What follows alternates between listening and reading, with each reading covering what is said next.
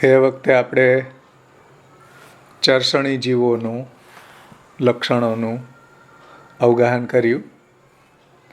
21 અને 22મા શ્લોકમાં શ્રી આચાર્ય ચરણોએ ચરસણી જીવોના લક્ષણો સમજાવ્યા. સંબંધિનસ્તુ એ જીવાહ પ્રવાહસ્થાસ તથા પરે ચરસણી શબ્દ વાચ્યાસ તે સર્વે સર્વવર્ત્મસુ ક્ષણાત સર્વત્વમાયાંતિ રુચિસ્તેષાં ન કુત્રચિત તેષાં ક્રિયાનુસારેણ સર્વત્ર સકલમ ફલમ.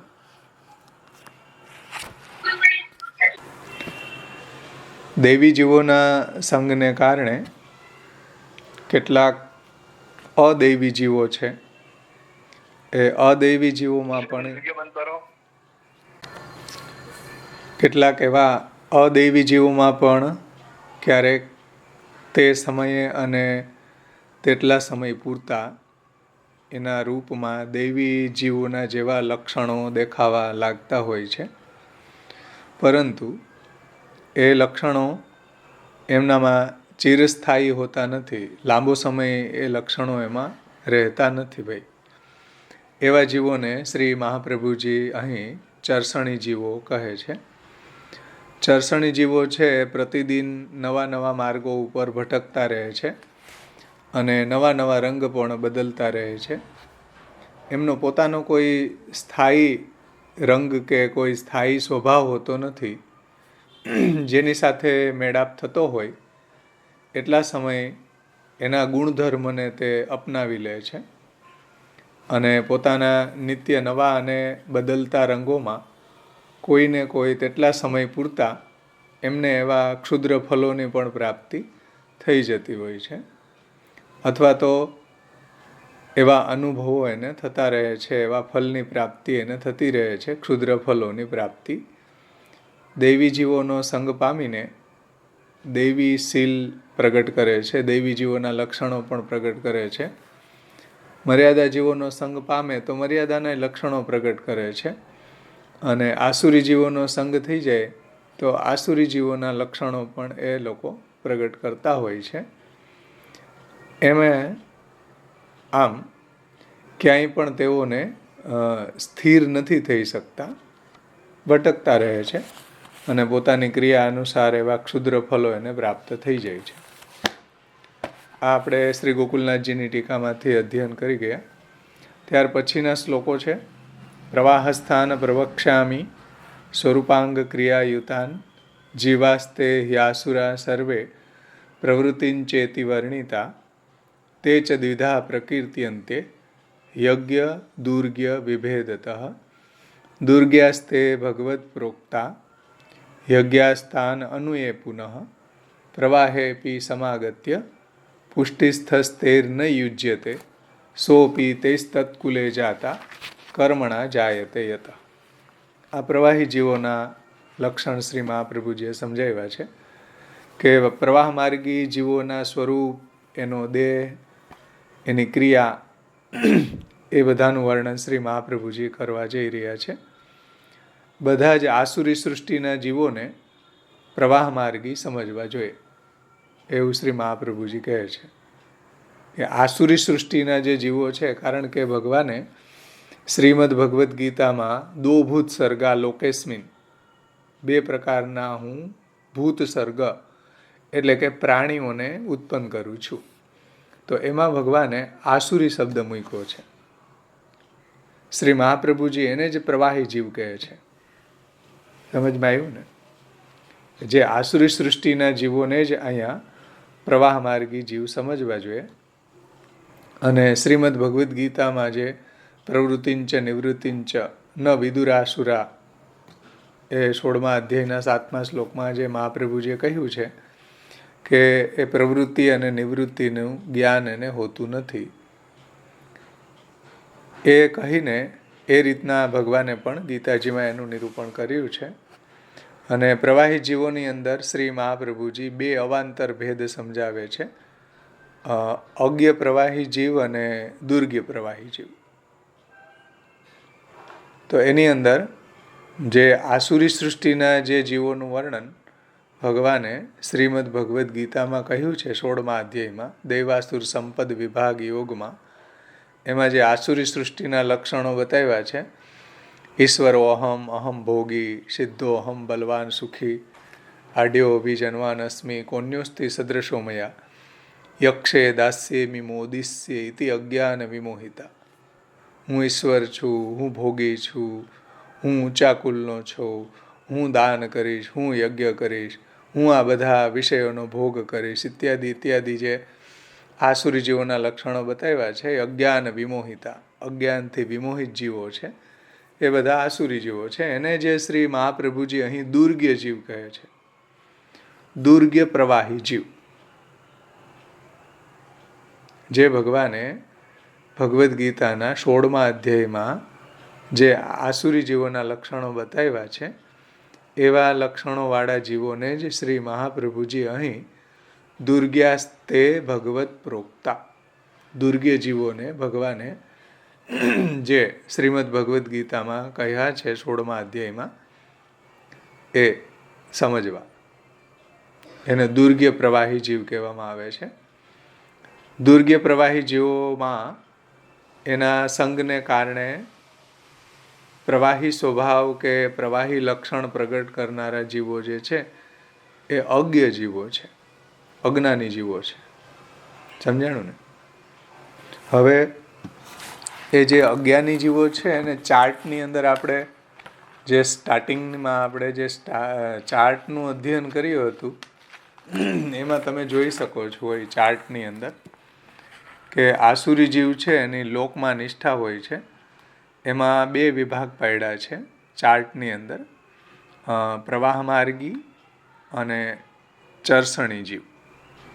ચરસણી જીવ છે એને સૃષ્ટિ પર્યંત સંસાર રહે છે, અને પ્રવાહ માર્ગી જીવો છે એની અંદર 2 ભેદ કર્યા હતા, એક દુર્ગ્ય પ્રવાહ માર્ગી જીવ અને એક અજ્ઞ. હવે જે દુર્ગ્ય છે એને સૃષ્ટિ પર્યંત સંસાર રહે છે, અને અજ્ઞ છે એને જ્યાં સુધી અજ્ઞાન હોય ત્યાં સુધી એ સંસાર રહે છે. પણ જ્યારે એનું અજ્ઞાન દૂર થઈ જાય અને એને સાચું જ્ઞાન થઈ જાય ત્યારે એ સંસારમાંથી છૂટી જાય છે. એ આપણે અધ્યયન કરશું આજે. શ્રી પુરુષોત્તમજીએ એનો વિસ્તારથી ઉલ્લેખ કર્યો છે. તો પુષ્ટિજીવ જેવી રીતના પ્રવાહમાર્ગી કુળની અંદર જન્મી જાય તો પણ પ્રવાહમાર્ગી વાતાવરણમાં પોતાનો તાલમેલ બેસાડી નથી શકતા, એટલે એની સાથે એનો સેટિંગ નથી આવતું. અને બરોબર એવી જ રીતના પ્રવાહમાર્ગી જીવ છે એ પુષ્ટિમાર્ગી કુલમાં જન્મી જાય તો પુષ્ટિમાર્ગી વાતાવરણ સાથે એનો તાલમેલ નથી બેસતો. એવા શ્રી મહાપ્રભુજીએ છેલ્લા શ્લોકની અંદર સમજાવ્યું. આ આપણું ગયા વખતનું રિવિઝન છે. હવે કોઈને કંઈ પ્રશ્ન ન હોય તો આપણે પુરુષોત્તમજીની ટીકાનું થોડું અધ્યયન કરશું. કાલે ભાવ ભક્તિને ભાદરવી શું છે, ત્યારે પછી વિદ્વાનો થોડું મિસ થયું છે.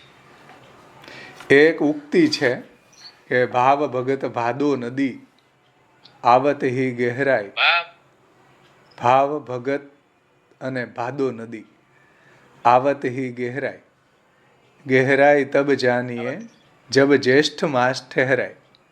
એટલે ભાવ પછી ભક્તિ અને ભાદરવાની નદી, આ ત્રણેય આવે ત્યારે એની અંદર ફ્લડ આવે, ઘોડાપૂર આવે.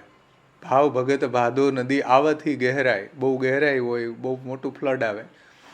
પણ ગહેરાઈ તબ જાનીએ, ગહેરાઈ સાચી ત્યારે કહેવાય કે જબ જ્યેષ્ઠ માસ ઠહેરાય. જ્યેષ્ઠ મહિનો આવે ત્યારે સુકાઈ ગઈ હોય નદી, શું કામની. એવી રીતના જે ભક્તિ છે કે ભાવ છે એ પણ મહિનો દિવસ ન રહે, એમ જ્યેષ્ઠ માસ સુધી ન રહે, એમ લાંબો સમય ન રહે. તો એ ચરસણી જીવોના સંદર્ભમાં એવું એક વાક્ય છે.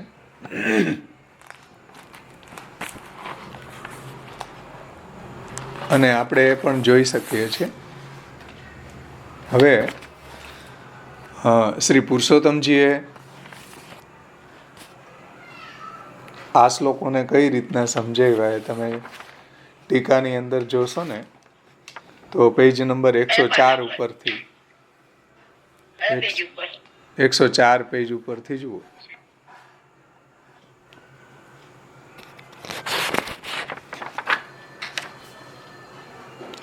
એમાં ગયા વખતે જે આપણે વાત જોઈ હતી, પુરુષોત્તમજીએ ટીકામાં સમજાવી છે, લૌકિકત્વમ વૈદિકત્વમ કાપટ્યા તેષુ નાન્યથા વૈષ્ણવત્વમ હિ સહજમ તતો અન્યત્ર વિપર્ય. પુરુષોત્તમજી એ વાતને કઈ રીતના સમજાવે છે જુઓ 103 પેજ ઉપર कि पुष्टि जीवों में लौकिकता एवं वैदिकता में रुचि होनी दिखाई देती है, किंतु उनका सहज स्वभाव तो वैष्णवता होती है. वैष्णवता का अर्थ है भगवद आज्ञा का पालन करना. इससे यह समझ लीजिए कि वैष्णवता के अतिरिक्त अन्यत्र सभी स्थलों पर इनका आचरण अपने मूल स्वभाव से विपरीत होता है. એટલે લૌકિકત્વ અને વૈદિકત્વ એમાં કપટપૂર્વકનું હોય છે, એનો મૂળ સ્વભાવ તો વૈષ્ણવત્વમ હિ સહજમ છે. આવું હોવું જોઈએ એમ. પણ ઘણી વખત એવું થાય કે આપણી અંદર લૌકિકત્વ કાપટ્યને બદલે સહજ બની જતું હોય છે. એ આપણી સંસારાસક્તિ છે. જે ગયા વખતે કોઈ બેને પ્રશ્ન પૂછ્યો હતો કે આપણને સંસારમાં તો આપણે રહીએ છીએ ને સંસાર આસક્તિ પણ છે, પરંતુ એમાં આપણે વિવેક રાખવો જોઈએ, પદ્મપત્રમ ઇવાંભસાની જેમ રહેવું જોઈએ, એવું શ્રી મહાપ્રભુજી અહીંયા કહેવા માગે છે. ભાગવતજીમાં પણ ગોપીજનો પણ એ જ રીતના રહેતા. નંદદાસ પ્રભુ ऐसे जैसे घर में बटाऊ, કૃષ્ણ વિરહ ગોપીને ઘર મેં હી બન કીનો. તો ઘરની અંદર જેમ લોકો વનમાં જઈને વૈરાગ્યપૂર્ણ જીવન જીવતા હોય એવું તો ગોપીજનો ઘરમાં રહી રહ્યા હતા, વિરક્તિપૂર્ણ જીવન એમ. તો કૃષ્ણ વિરહ ગોપીને ઘર મેં હી બન કીનો. નંદદાસ પ્રભુ ऐसे રહત જૈસે ઘર મેં બટાવ. કોઈ વટે માર્ગું છે, ધર્મશાળામાં કેમ વૈરાગ્યપૂર્વક રહેતા હોય, સવારે ચાલ્યું જવાનું છે, એવું રહેવું જોઈએ. પણ એમાં પ્રોબ્લેમ એ થાય કે આપણી લોકાસક્તિ એટલી પ્રબલ છે કે એમાં આપણો લૌકિકત્વ સહજ બની જાય અને વૈષ્ણવતા અને વૈદિકત્વ અને વૈષ્ણવત્વ એ કપટપૂર્વકનું થઈ જતું હોય છે ઘણી વખત. પણ એનું કારણ એવું છે કે આપણી સંસારાસક્તિને કારણે એવું થતું હોય છે. જેમ જેમ આપણું ભક્તિ વધતી જાય, જેમ જેમ આપણું ભગવાનનું સ્મરણ, કીર્તન, ભગવદ્ ભક્તોનો સંગ, મહાપ્રભુજીના ગ્રંથોનું અધ્યયન, અધ્યાપન, એનો સત્સંગ જેમ વધતો જાય એમ એમ આપણી સંસારાસક્તિ છૂટતી જાય.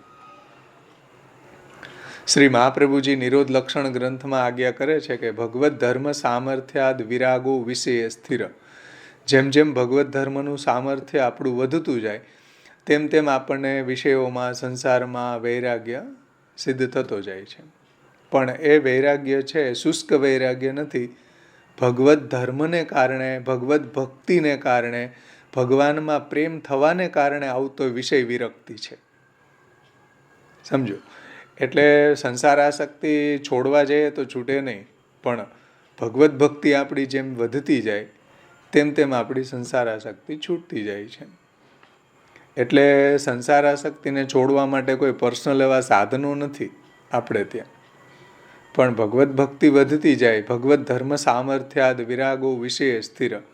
તો ભગવદ્ ધર્મનું સામર્થ્ય જેમ વધતું જાય તેમ તેમ આપણને સંસારમાં પણ આસક્તિ છૂટતી જાય છે એમ. તો સંસારાસક્તિ નથી એનું કારણ ભગવાનમાં એવું આપણી આસક્તિ પ્રબલ થઈ ગઈ છે એના કારણે. તો એ જે વિરક્તિ આવી રહી છે વિષયોમાં, સંસારમાં, એકદમ સુસંસ્કૃત વિરક્તિ છે. સમજમાં આવે ને વાત?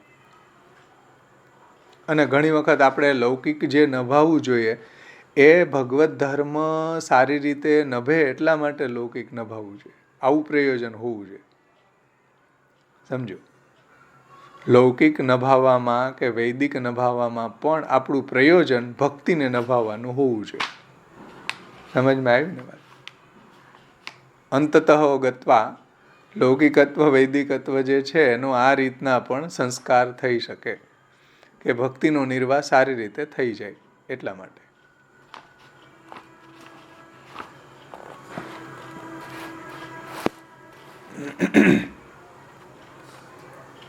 હવે જુઓ, પુરુષોત્તમજી આગળ જે પ્રવાહી જીવો છે એની અંદર પણ જે પ્રાવાહિકતા છે એ સહજ હોય છે અને વૈષ્ણવત્વ અને લૌકિકત્વ કાપટ્યપૂર્વકનું હોય છે. એ વાત પણ અહીંયા સમજાવી છે.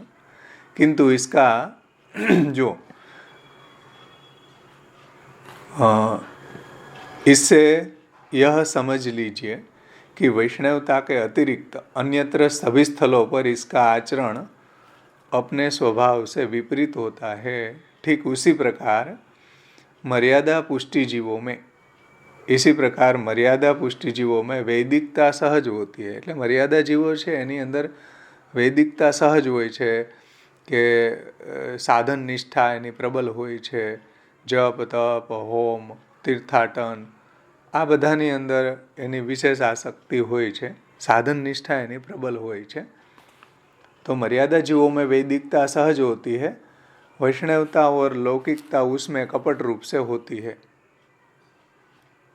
और ठीक उसी प्रकार प्रवाही जीवों में लौकिकता इनका सहज स्वभाव होता है एवं वैदिकता और वैष्णवता कपट रूप से होती है प्रवाही जीवों में. એ તો પ્રવાહી જીવોને આપણે જય શ્રી કૃષ્ણ કરીએ ત્યાં જ આપણને સમજમાં આવી જાય કે એને હૃદયથી કોઈ એવો જય કૃષ્ણનો જય બોલવાનો ભાવ હોતો નથી, પણ એક લોકાચાર છે એ રીતના એ બોલતા હોય છે. એટલે એને એ કપટપૂર્વકનું હોય છે, સહજ નથી હોતું. ભગવદ્ ભજન એ જો કે કરતા નથી, પણ આવી રીતના ક્યારેક એવા સમયોમાં, એવા ઉત્સવોમાં કે એવા પર્વોની અંદર એ લોકો પ્રવાહી જીવો પણ આવા ભગવદ્ ભજન જેવા પ્રોગ્રામની અંદર ભાગ લેતા આપણને જણાય છે. પણ એ બધું કપટપૂર્વકનું જ હોય છે, દેખાવ પૂરતું હોય છે. હકીકતમાં એને કોઈ એમાં રુચિ હોતી નથી. જેમ આપણને પ્રવાહી જીવોના આચરણમાં રુચિ નથી હોતી, પ્રાવાહિક આચરણમાં આપણને રુચિ નથી હોતી, એવી રીતના એને પણ ભક્તિની અંદર કોઈ રુચિ નથી હોતી. તો આ રીતના પુરુષોત્તમજીએ ત્રણેયની વાત સમજાવી છે. સમજમાં આવ્યું ને?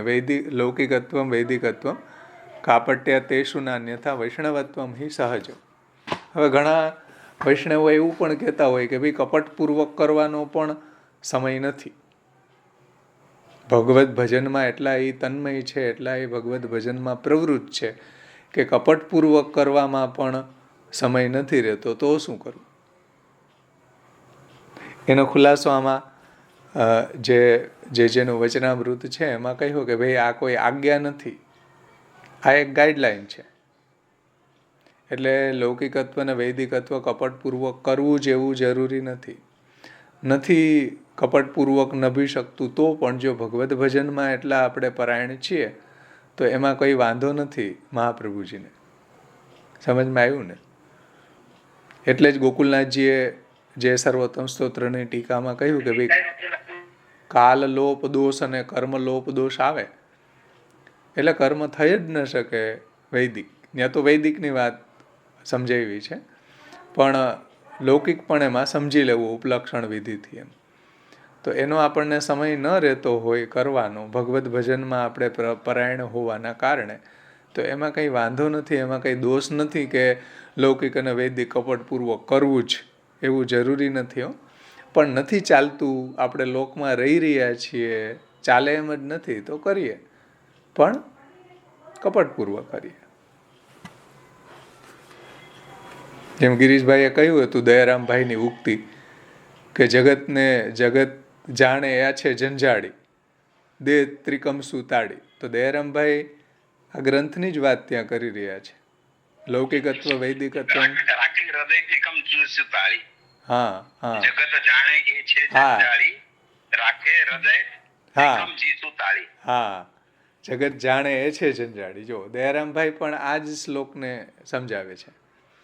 દયારામભાઈની મહાનતા છે કે જે મોટા મોટા સ્કોલર આપણા સંપ્રદાયમાં જે બ્રહ્મવાદને સમજાવે છે, ભક્તિને સમજાવે છે, વિદ્વત્તાપૂર્વક સમજાવે છે. એ જ વાતને દયારામભાઈ ખૂબ સરળ રીતે ધોળની ભાષામાં સમજાવી દે છે.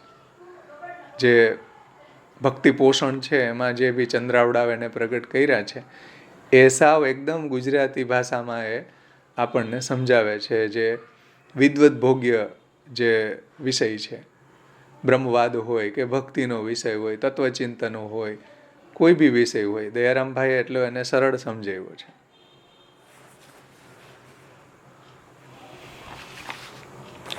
તો કહેવાનું તાત્પર્ય એ છે કે લૌકિકત્વ અને વૈદિકત્વ છે એક ગાઈડલાઈન બતાવી છે કે ભાઈ લોકની અંદર રહી રહ્યા છે તો આપણા જીવનમાં આવું પણ આવશે. તો મહાપ્રભુજીએ એને કઈ રીતના ટેકલ કરવું એનો એક ઉપાય બતાવ્યો છે કે કાપટ્ય તે સુનાન્યથા વૈષ્ણવત્વમ હિ સહજમ તતો અન્યત્ર વિપર્ય. સમજાણું ને? પણ કોઈના જીવનમાં એટલો સમય નથી તો આનંદથી ભગવદ્ ભજન પરાયણ જો છે તો એમાં કંઈ શાસ્ત્રોક્ત દોષ નથી કે કોઈ મહાપ્રભુજીને કોઈ ઓબ્જેક્શન નથી કે લોક વેદ ત્યાગ શરણ ગોપી શકો આશરો એક દ્રઢ શ્રી વલ્લભાધી શકો. હરિરાયજી વગેરે તો ઘણી વખત આ વાતને કહી જ છે કે ભાઈ કદાચ લોકવેદનો એ ત્યાગ કરીને કૃષ્ણ ભજનમાં એવા એનું સ્ટ્રોંગ છે ને તન્મય થઈ ગયા છે તો નો પ્રોબ્લેમ, બહુ સારી વાત છે. પણ આપણા જીવનમાં આવું આ સ્ટેજ ઉપર પહોંચવા માટે થોડું કઠિન છે. એટલે શરૂઆતની અંદર આ રીતના આપણે લૌકિકત્વ વૈદિકત્વ કાપટ્ય તે સુનાન્યથા કરી દેતા હોય છે આસક્તિ રાખ્યા વગર. એમાં આપણે એટલો ઇન્વોલ્વ થવાની આવશ્યકતા નથી. સમજાણીને વાત?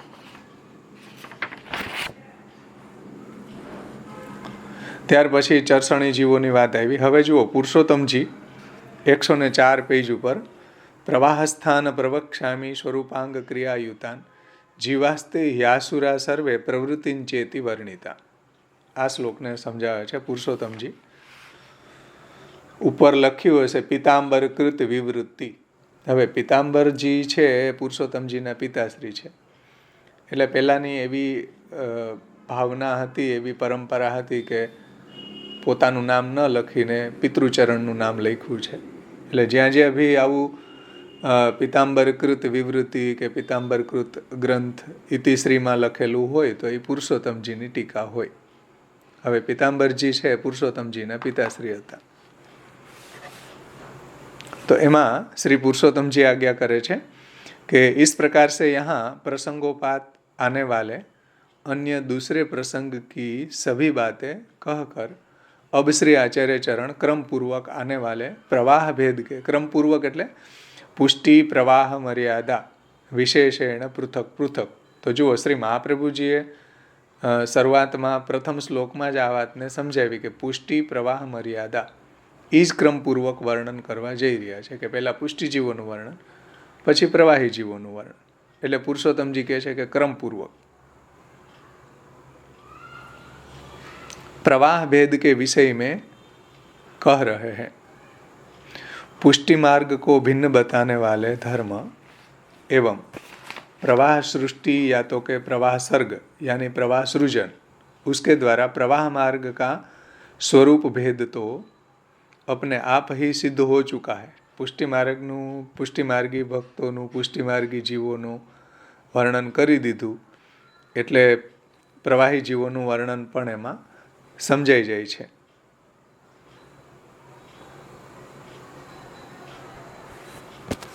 अतः अब आप श्री प्रवाह मार्ग के साधन आदि भेद कहने के लिए प्रावाहिकों के जीव, उनकी देह एवं उनकी क्रिया, उसके भेद का निरूपण करने की प्रतिज्ञा करते हैं कि प्रवाह स्थान प्रवक्ष्यामि स्वरूपांग क्रियायुतान.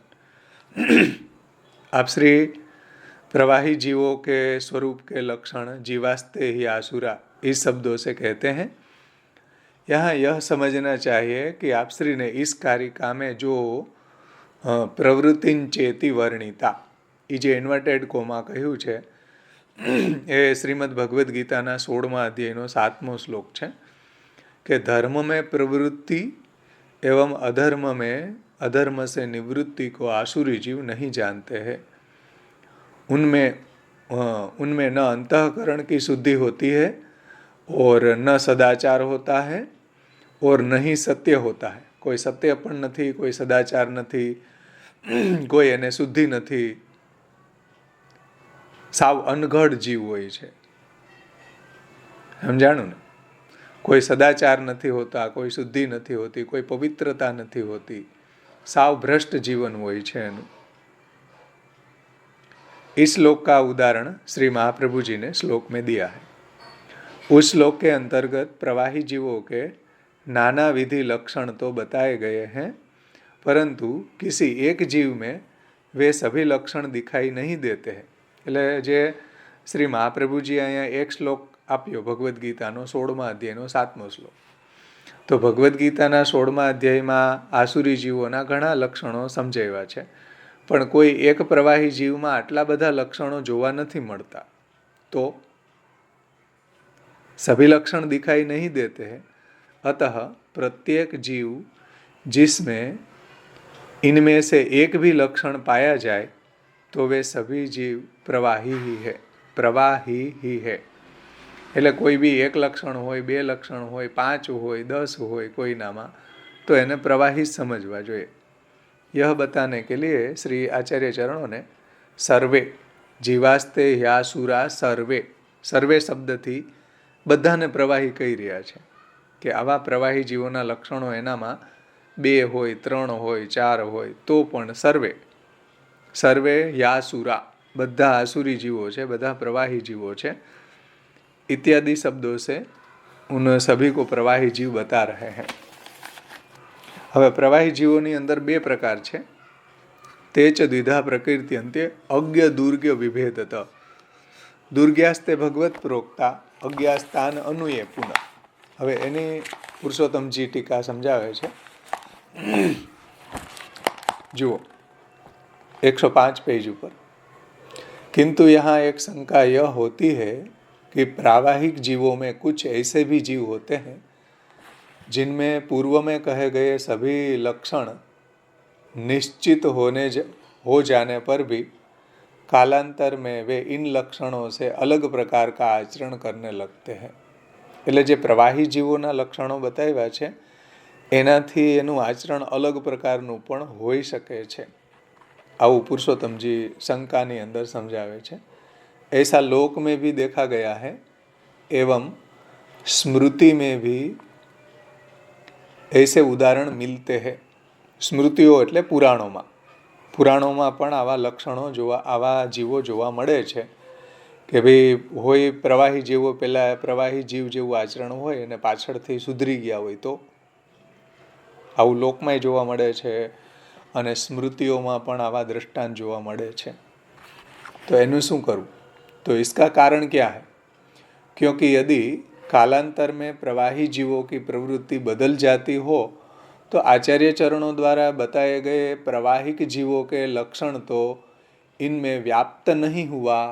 प्रवाही जीवोना लक्षण एमां व्याप्त न थया भाई. समझाय ने बात? अव्याप्ति थई गई, अव्याप्ति दोष आवी गयो. जे प्रवाही जीवोना लक्षण महाप्रभुजीए पुष्टि प्रवाह मर्यादा भेद ग्रंथमां बताव्या छे એવું આવા જીવોમાં કાલાંતરમાં બદલાઈ જાય છે. તો આવા લક્ષણો એમાં દેખાતા નથી પછી કાલાંતરમાં, અમુક સમય પછી. તો એ લક્ષણ જે છે એની અવ્યાપ્તિ થઈ ગઈ. અવ્યાપ્તિ એટલે લક્ષણ એમાં વ્યાપ્ત ન થયું. समझेश ने? इस शंका का समाधान करने के लिए श्री महाप्रभु जी अग्रिम श्लोक में कहते हैं તે ચ દ્વિધા પ્રકૃતિ અંતે. પ્રવાહી જીવોમાં 2 પ્રકાર છે, અજ્ઞ અને દુર્ગ્ય. તો એ વાતને હવે બહુ સુંદર રીતે પુરુષોત્તમજી સમજાવે છે કે प्रवाही जीवों के 2 प्रकार है, दुर्ग्य जीव और अज्ञ जीव. तान अनु ये पुनः, तान अनु इस शब्द से वे कह गए हैं कि जो प्रवाही जीवों का अनुसरण ही करते हैं. तान अनु એટલે એનું અનુકરણ કરે છે. જે પ્રવાહી જીવો છે એક, અને એક છે એને અહીંયા શ્રી મહાપ્રભુજી દુર્ગ્ય કહે છે. અને એક એવા છે પ્રવાહી જીવો કે અજ્ઞ છે, જે દુર્ગ્ય જીવોનું અનુસરણ કરનારા છે. ये प्रवाही जीवो जैसे ये प्रवाही को जैसे नहीं होते हैं ये अज्ञ कहलाते हैं. એ પ્રવાહી જીવો છે નહીં, પણ એના જેવું અનુકરણ કરી રહ્યા છે, એને અહીંયા અજ્ઞ જીવો કહે છે. यही आगे चलकर भगवान द्वारा वध किए जाने पर मुक्ति भी हो जाती है. અને આવા જીવોનો ભગવાન વધ કરે તો એને મુક્તિ થઈ જાય. તો મુક્તિ કેમ થઈ પ્રવાહી જીવોની? ભાઈ પુરુષોત્તમજી કહે છે આવા જીવોનો વધ આગળ જઈને ભગવાન કરે તો એને મુક્તિ થઈ જાય. પ્રવાહી જીવોની તો મુક્તિ થતી નથી. તો પ્રવાહી જીવોની કેટેગરીમાં બે અજ્ઞ અને દુર્ગ્ય આવ્યા. એમાં દુર્ગ્ય જીવો છે એની તો મુક્તિ થતી જ નથી. એનો તો આ સૃષ્ટિ પર્યંત સંસાર રહે છે. આસુરીઓની માપનના મૂઢા જન્મની મામ અપ્રાપ્યેવ કૌંતેય તતો યાંતિ અધમામ ગતિ. મને ક્યારેય પ્રાપ્ત કરતા નથી. અને આસુરીઓની અંદર એ મૂઢ છે, આસુરીઓની માપનના મૂઢા જન્મની વારંવાર જન્મે છે મરે છે, જન્મે છે મરે છે. મામ અપ્રાપ્યેવ કૌંતેય, મને ક્યારેય પ્રાપ્ત કરતા નથી. તો સૃષ્ટિ પર્યંત એને સંસાર જ રહે છે. આ દુર્ગ્ય જીવો છે. તો પછી અજ્ઞ જીવો છે એ કાલાંતરમાં સુધરી જાય અથવા તો કાલાંતરમાં ભગવાન એને મારીને મુક્તિ આપે, એને કેવા સમજવા? પુરુષોત્તમજી કહે છે कि भगवान द्वारा वध किए जाने पर मुक्ति भी हो जाती है और कभी ऐसा भी हो जाता है कि ये भगवान के प्रति द्वेष करना छोड़ देते हैं और मुक्त हो जाते हैं. बोलो, अज्ञ जीवोनी अंदर आ રીતના બને છે કે ભગવાન એને મારીને મુક્તિ આપે.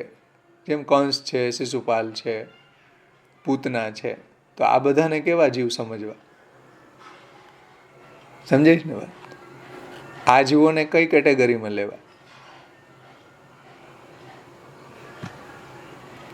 તો એને અહીંયા બે સંભાવના પુરુષોત્તમજીએ બતાવી છે. એક તો ભગવાન એને મારીને મુક્તિ પ્રદાન કરી દે, અથવા તો બીજું એ રીતના બને છે કે भगवान के प्रति द्वेष करना छोड़ देते हैं और मुक्त हो जाते हैं.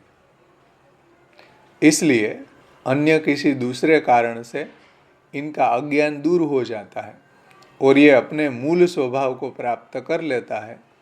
अतः इन्हें लक्षित करके श्रीमद् आचार्य चरणों प्रावाहिकों की बात नहीं करते हैं. એટલે આ જે દુર્ગ્ય જીવો છે એ સિવાયના અનુએ પુનઃ એનું અનુસરણ કરનારા અજ્ઞ જીવો છે, એની બાબતમાં શ્રી મહાપ્રભુજી છે કોઈ પ્રાવાહિક છે એવું નથી કહેતા. अतः उन्हें लक्षित करके आचार्य चरण प्रावाहिकों की बात नहीं कर रहे हैं, यह जान लीजिए.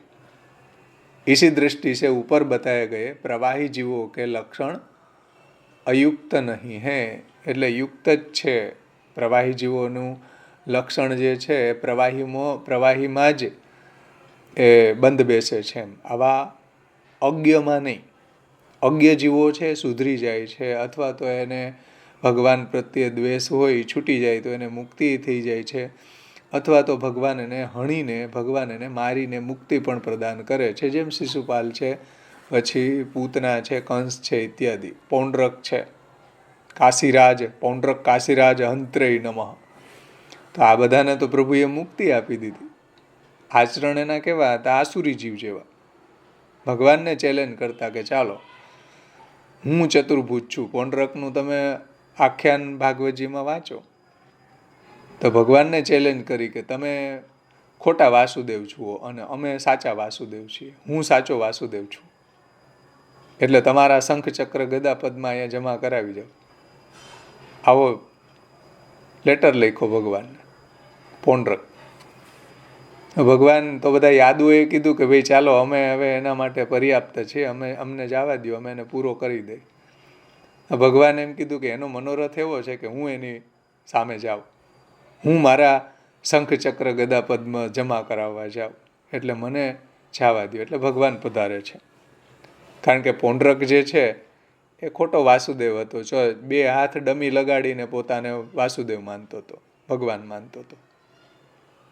જેમ અત્યારે સ્વામિનારાયણ વાળા માને છે ને, BAPSમાં, જે ધવલભાઈ એનું ખંડન કરે છે, એ બધા પૌંડરક છે. તો હવે એને ભગવાને મુક્તિ આપી દીધી. ભાગવતજીની અંદર આવે કે ભગવાને એને મુક્તિ પ્રદાન કરી, સારૂપ્ય મુક્તિ કરી. સારૂપ્ય મુક્તિ કેમ એને પ્રદાન કરી ભગવાને? તો ત્યાં ભાગવતજીમાં મહાપ્રભુજી સમજાવે છે કે ભગવાનનું ધ્યાન ધરતો ને ચતુર્ભુજ રૂપનું ધ્યાન ધરતો રોજ, ભલે વેરભાવથી ધરતા પૌંડરક, ચતુર્ભુજ રૂપને રોજ યાદ કરતો પ્રભુને, અને 2 આડ ડમી લગાડીને એમાં શંખ ચક્ર ગદા પદ્મ ધારણ કરતો. તો આ રીતના એ ચતુર્ભુજ રૂપને એ ધારણ કરતો ને એમાં એનું મન હતું, એમાં એ તન્મય હતો, એટલે ભગવાને એને સારૂપ્ય મુક્તિ આપી. પોતાના જેવા જ રૂપ, જે પોતાના પાર્ષદો છે એવી. સમજમાં આવી છે ને વાત? તો આ દુર્ગ્ય જીવો નથી, આ અજ્ઞ જીવો છે. નહીતર એને મુક્તિ કેમ થાય? પ્રવાહી જીવોની તો મુક્તિ થતી જ નથી. ભગવાને ગીતાજીમાં જ કહી દીધું ભાઈ. ભગવદ્ ગીતામાં ભગવાનના જ વચનો પ્રમાણ છે. સમજમાં આવ્યું ને વાત? એટલે એને નોખી કેટેગરી મહાપ્રભુજીએ સમજાવી કે એ અજ્ઞ છે, દુર્ગ્ય નથી.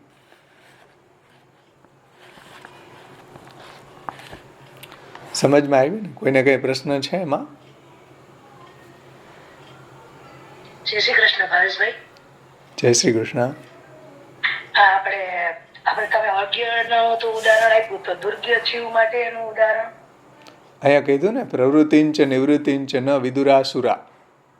પ્રવૃત્તિ અને નિવૃત્તિને જાણતા નથી. ધર્મમાં પ્રવૃત્તિ, અધર્મથી નિવૃત્તિ એ જાણતા નથી. જે ભગવાને 16મા અધ્યાયમાં બધા આસુરી જીવના લક્ષણ બતાવ્યા, દુર્ગ્યના લક્ષણ બતાવ્યા. ઈશ્વરો અહમ, અહમ ભોગી, સિદ્ધોહમ બલવાન સુખી, આડ્યો અભિજનવાન અસ્મિ, કોન્યોસ્તિ સદૃશો મયા, યક્ષે દાસ્યેમી મોદિશ્ય ઇતિ અજ્ઞાન વિમોહિતા. એ બધા આસુરી જીવના લક્ષણ છે, જે મહાપ્રભુજી અહીંયા પ્રવૃત્તિન ચેતી ભગવદ્ ગીતાનો શ્લોકને ટાંકીને કહ્યું છે.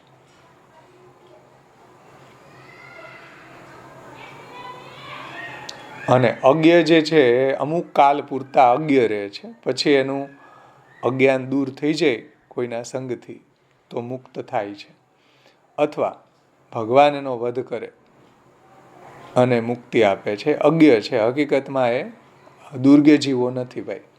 દુર્ગ્ય હોય ને તો એને મુક્તિ ન મળે. એવા પણ ઘણા ભાગવતજીની અંદર પ્રસંગ આવે કે દુર્ગ્ય હતા, એને ભગવાને ભીમ દ્વારા વધ કરાવ્યો, બલદેવજી દ્વારા વધ કરાવ્યો, એને મુક્તિ નહોતી આપવી. જેમ જરાસંધ છે, તો જરાસંધને પ્રભુએ ન હણ્યો. પ્રભુ સમર્થ હતા હણવા માટે, પણ એને મુક્તિ ન આપવી હોય તો ભીમની અંદર ભગવાન પોતાનું સામર્થ્ય મૂકીને એનો વધ કરાવ્યો. ધેનુકાસુરને મુક્તિ નથી આપી, તો એને એ રીતના બલદેવજી દ્વારા હણ્યો. તો એવા જેને મુક્તિ નથી આપવી ભગવાનને, એવા લોકોને પ્રભુ હણતા પણ નથી. એને કોઈ અર્જુનજી દ્વારા, પાંડવો દ્વારા એનો વધ કરાવે છે. સમજમાં આવ્યું ને? આ બધા અજ્ઞ જીવો છે, દુર્ગ્ય નથી. દુર્ગ્ય હોય તો એને મુક્તિ જ ન થાય. સમજાણી ને વાત? ભાવેશભાઈ, હા, આ જેજેનું જે વચનામૃત વાળી જે પુસ્તિકા છે ને, એમાં જો 199 નંબરના પેજ ઉપર કોઈએ પ્રશ્નોત્તરી કરી છે, અજ્ઞ અને દુર્ગ્યનો ભેદ જરા ફરીથી સમજાવશો? એમાં સરસ ખુલાસો કર્યો છે. જે કેટલામું પેજ? 199.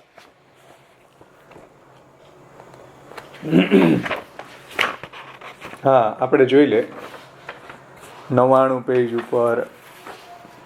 હા, દુર્ગ્ય અને અજ્ઞનો ભેદ ફરીથી સમજાવો. તો પૂજ્ય શ્યામ બાવાશ્રી એનો ભેદ એ રીતના સમજાવ્યો છે કે અજ્ઞ એટલે જે ન જાણતો હોય તે અજ્ઞાની, અને દુર્ગ્ય એટલે જે નથી જાણતો તે નહીં, પણ જે બધી બાબતોને ખોટી જ રીતે જાણતો હોય તે. સમજો? અન્યથા જ્ઞાન જેને કહેવામાં આવે.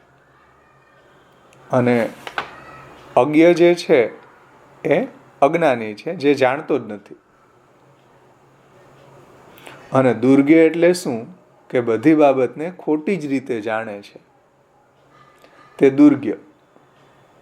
દુર્ગ્ય મોટો ભાઈ અને નાનો ભાઈ અજ્ઞ તાન અનુયે પુનઃ. એ સુભાષિતમાં એક સુંદર વાત કહેવામાં આવી છે કે અજ્ઞ સુખમ આરાધ્ય સુખતરમ આરાધ્ય તે વિશેષજ્ઞ જ્ઞાન લવ દુર્વિદગ્ધમ બ્રહ્માપિતમ નરમ ન રંજયતી. આવું એક સુભાષિત છે સંસ્કૃતનું કે કોઈક મૂર્ખને બે સમજદારીની વાતો સમજાવીને ખુશ કરી શકાય છે. કોઈ મૂર્ખને બે સમજદારીની વાતો સમજાવીને ખુશ કરી શકાય છે, પણ સમજદારને પણ આપણે સાચી વાત કરીને ખુશ કરી શકીએ છીએ, કેમ કે એ સમજદાર છે. પણ જે ખરેખર જાણતો હોય બહુ ઓછું, પણ એનો અભિગમ એવો હોય કે હું બધું જાણું છું. જાણતો હોય એ સાવ કાંઈ ખબર જ ન હોય, પણ અહંકાર ઘણો બધો મોટો હોય કે હું જાણું છું. એવાને તો સાક્ષાત બ્રહ્માજી આવે ને તોય ખુશ કરી શકતા નથી. આ દુર્ગ્ય બધા આવા હોય. ઈશ્વરો અહમ ભોગી, સિદ્ધો અહમ બલવાન સુખી, આડ્યો વિજનવાન અસ્મિ, કોન્યોસ્તી સદ્રશો મયા. સમજાણું ને? આ સુભાષિતથી પણ એ જ વાત સમજાવી છે. પછી પુરુષોત્તમજી આગળ, આમાં કોઈને કઈ પ્રશ્ન નથી ને ભાઈ અજ્ઞ અને દુર્ગ્યમાં?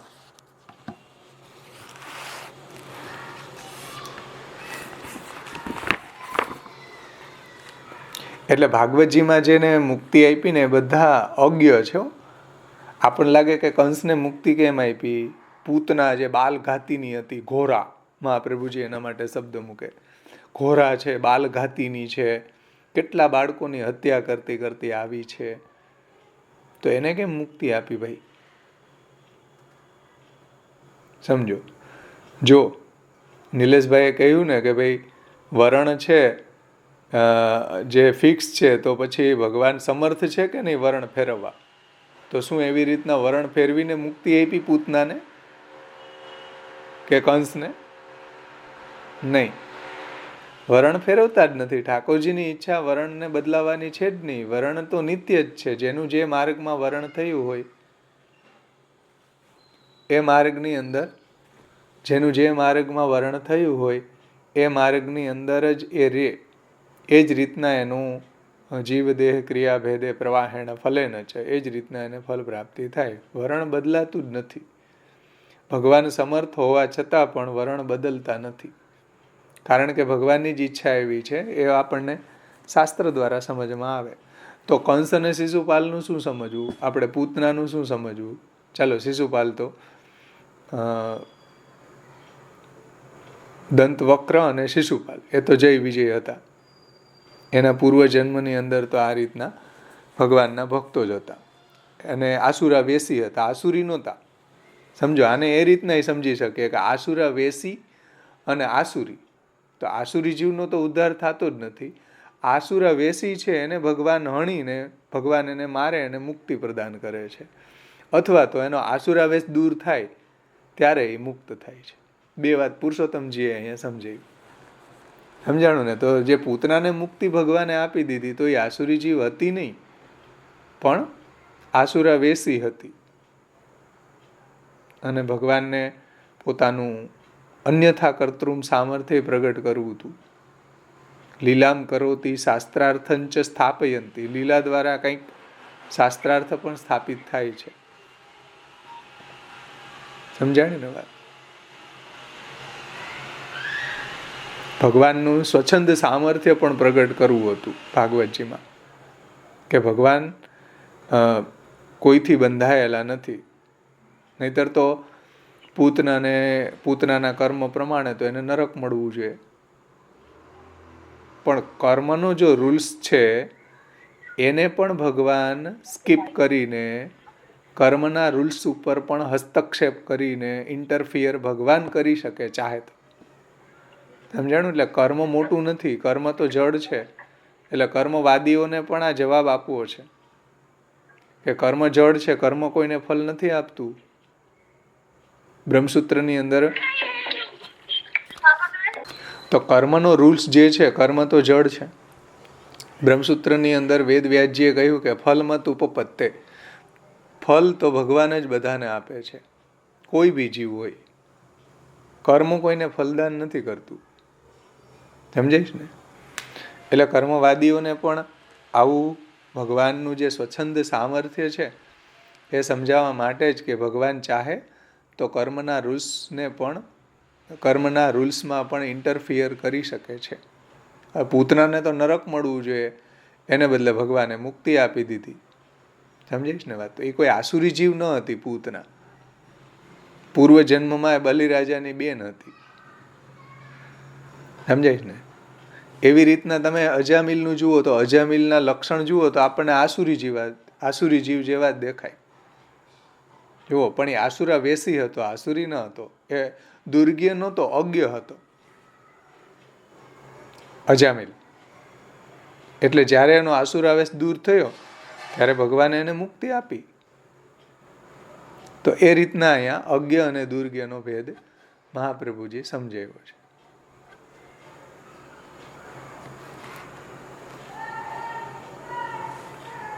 સમજમાં આવી ને વાત?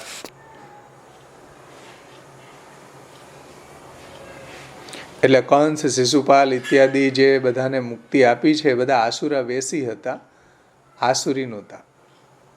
નહીતર એને મુક્તિ જ ન મળે.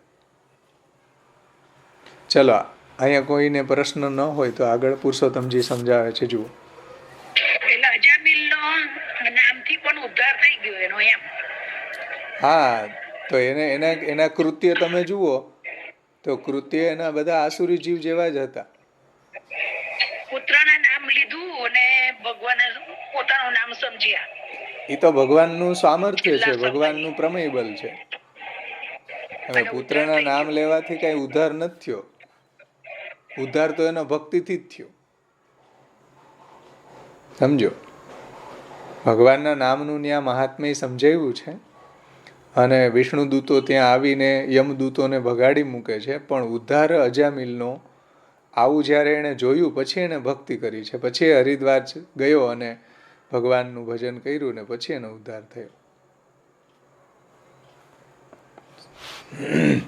એટલે એની અંદર આવો આસુરાવેશ જોવા મળે છે. પણ એ આસુરાવેશ જ્યારે દૂર થયો અથવા તો એનો આસુરાવેશ દૂર કરીને ભગવાને એને મુક્તિ આપી છે. સમજાણે ને વાત? હા, નિલેશભાઈ. હા ભાવેશભાઈ, આમાં એક વસ્તુ કેવી હતી કે આપણે લાસ્ટ ટાઈમ આપે કહ્યું કે ભાઈ વરણ તો ફિક્સ છે, એટલે વરણ ભગવાન સત્ય સંકલ્પ છે, એટલે એ તો ચેન્જ થઈ ન શકે. પણ ક્યારેક એવું બી હોઈ શકે, એટલે એક એક્સેપ્શનલ કેસની વાત, કે જ્યાં બે વચન આવતા હોય, જેમાં એક વચન એવું છે કે ભાઈ અહમ ભક્ત પરાધીનો, કે ભગવાન ભક્તને પરવશ છે.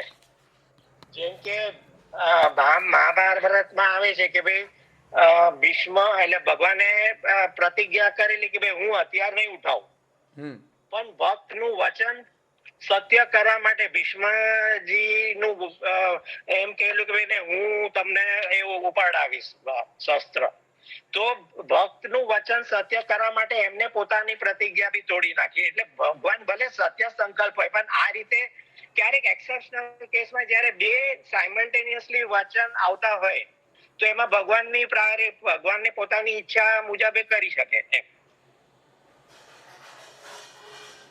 એમાંય ભગવાનનું સામર્થ્ય જ છે કે ભગવાન સર્વસમર્થ છે. એટલે આમ એક બાજુ છે સત્ય સંકલ્પ, એટલે જે કે તો ફરી ના શકે, કે એ રીતે જ થાય. પણ બીજું સામે એવું બી છે કે ભાઈ હું ભક્તને પરવશ છું, એટલે ઈ તો ભક્ત પરાધીનતા બતાવી છે એમ. હા, એટલે એટલે સત્ય સંકલ્પ હોવા છતાં બી એમના સામર્થ્યનો ઉપયોગ કરીને એ રીતે બી એ કરી શકે, એ રીતના લીલા કરી શકે એક્ઝેક્ટલી કે સર્વસમર્થ હોવા છતાં ભગવાન ચાહે તો શું ભીષ્મનો પ્રતિકાર ન કરી શકે? કરી શકે. કે હથિયાર ન લેવાય તો ન લઈ શકે. ભાઈ ભગવાનનો તો સામર્થ્ય છે, પરંતુ ભક્ત સામે હોય તો ભગવાન કે ચાલો મારે ભક્તનું મહાત્મ્યને વધારવું છે, ભક્તના મહાત્મ્યને ભક્તને ગ્લોરીફાઈ કરવા છે, તો ભગવાન આવી લીલા કરે છે. એક્ઝેક્ટલી. તો એ લીલાર્થ પ્રભુએ પ્રગટ કરેલું સામર્થ્ય છે. એટલે પછી દુર્વાસા ઋષિનો જે પ્રસંગ છે, અંબરીશ રાજાનો 11 વાલો, તો એ કેવી રીતના લેવાનો અહીંયા આગળ? સામર્થ્ય ભક્તનું જે તમે કીધું એ રીતે. એટલે ત્યાં પ્રોબ્લેમ શું છે? એટલે ત્યાં બી એ રીતે સમજવાનું કે ભક્તનું મહાત્મ્ય વધારવા માટે પ્રભુ આ રીતે લીલા કરે છે એમ. હા, ત્યાં તો અંબરીશ ભક્ત જ છે ને, ત્યાં કઈ વાંધો નથી. આ તો ભીષ્મ જે છે એની સામે પ્રતિજ્ઞા ભગવાને કરી કે ભાઈ હું હથિયાર હાથમાં નહીં લઉં, અને ભીષ્મ પિતામહ કે હું લેવડાવીશ. તો ભગવાને નમે ભક્ત પ્રણશ્યતિ કે ભાઈ મારા ભક્તો જે છે એની પ્રતિજ્ઞાનું હું પાલન કરું, મારી પ્રતિજ્ઞા કદાચ તૂટતી હોય તો ભલે તૂટે. એટલે ભગવાને અર્જુનજીને કીધું કે નમે ભક્ત પ્રણશ્યતિ, તું મારા તરફથી તું એવી પ્રતિજ્ઞા લે કે જે કૃષ્ણનો ભક્ત છે એનો ક્યારેય નાશ નહીં થવા દે, એનો ક્યારેય પ્રણાશ નહીં થાય એમ. એટલે અર્જુનજીને ભગવાને એમ કીધું કે તું પ્રતિજ્ઞા કર કે કૃષ્ણનો ભક્ત છે ને એનો નાશ નહીં થાય, એટલે તારી પ્રતિજ્ઞા જે છે ને એને હું પાલન કરીશ, બાકી મારી પ્રતિજ્ઞાનો તો હું ક્યારેક તોડી દઉં, એ મારું સામર્થ્ય છે. સમજાણે ને વાત? ચણતુંબા વાળા વૈષ્ણવે રાજાને 4 રાણીને પુત્ર આપ્યા. હા, ના પાડી છતાંય. હા, જુઓ ત્યાં એના ભાગ્યમાં હતા જ ના પાડી છે. હા, એના ભાગ્યમાં ભગવાને પોતે જ ના પાડી છે. હા, અને ચણતુંબા વાળાએ કહ્યું કે જા થશે કરીને તો બધાને થઈ જાય. હા, તો જુઓ એના ભાગ્યમાં હતા જ નહીં. શિવજીને પૂછ્યું કે ભાઈ એના ભાગ્યમાં પુત્ર છે જ નહીં તો ક્યાંથી આવ્યા? તો ભગવાને એમ કીધું કે મેં નથી આપ્યા ભાઈ. શિવજી પૂછવા ગયા ભગવાનને, તો ભગવાને શિવજીને શું કીધું કે મેં નથી આપ્યા ભાઈ. જુઓ, ભક્તે આપ્યા હોય તો ખબર નહીં ભાઈ. તો ભક્તે આપે તો ભક્તે એમ કે ભગવાનનું પ્રાગટ્ય થાય તો ભગવાનને પ્રગટ થવું પડે. આ તો બહુ મારી ઉપર કૃપા કરી ભક્તોએ કે 4 પુત્ર આપી દીધા, ચાલો હું તો છૂટો. તો આ ભગવાનની અસામર્થ્ય છે ભક્તોની સામે. અહમ ભક્ત પરાધીનો હિ અસ્વતંત્ર દ્વિજ સાધુભીર ગ્રસ્ત હૃદય ભક્તિ ભક્ત જનપ્રિય છે ને.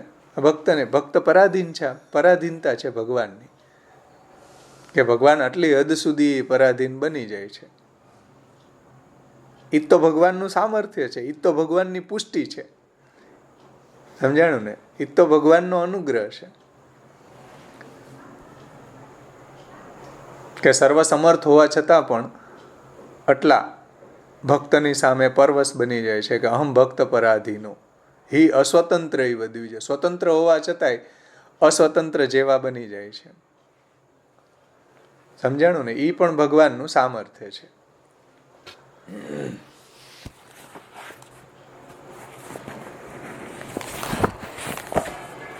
ભાવેશભાઈ, આમાં તો આપણે વાત થતી હતી વરણની, અને નિલેશભાઈ કઈ જે પણ કઈ એમાં સમજવાની કોશિશ કરી, પણ વરણ તો બદલી થતું જ નથી. એટલે નિલેશભાઈનો પ્રશ્ન એ હતો કે ભાઈ સત્ય સંકલ્પ છે ભગવાન, તો સત્ય સંકલ્પ હોવા છતાં પણ ક્યારેક એક્સેપ્શનલ પોતાનો સત્ય સંકલ્પને સ્કીપ કરે છે.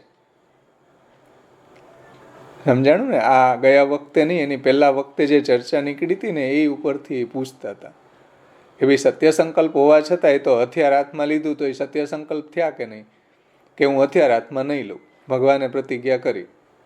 તો એ સત્ય સંકલ્પતા ભગવાનની ક્યાં ગઈ? કુરુક્ષેત્રમાં ભીષ્મની સામે, કે ભગવાને પોતાની પ્રતિજ્ઞાને સ્કીપ કરીને ભક્તની પ્રતિજ્ઞાને ભગવાને પાળી.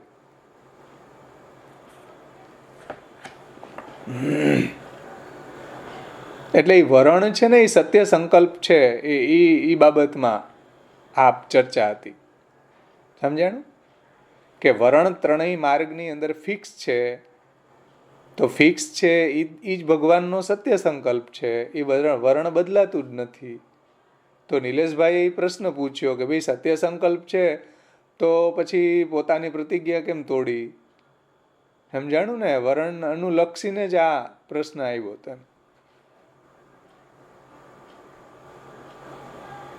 ભરતભાઈ, સમજાણી વાત તમને?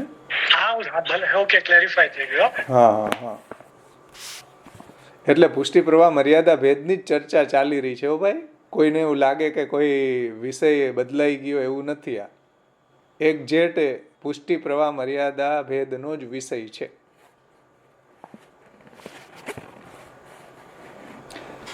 ચલો, બીજા કોઈને કઈ પ્રશ્ન છે?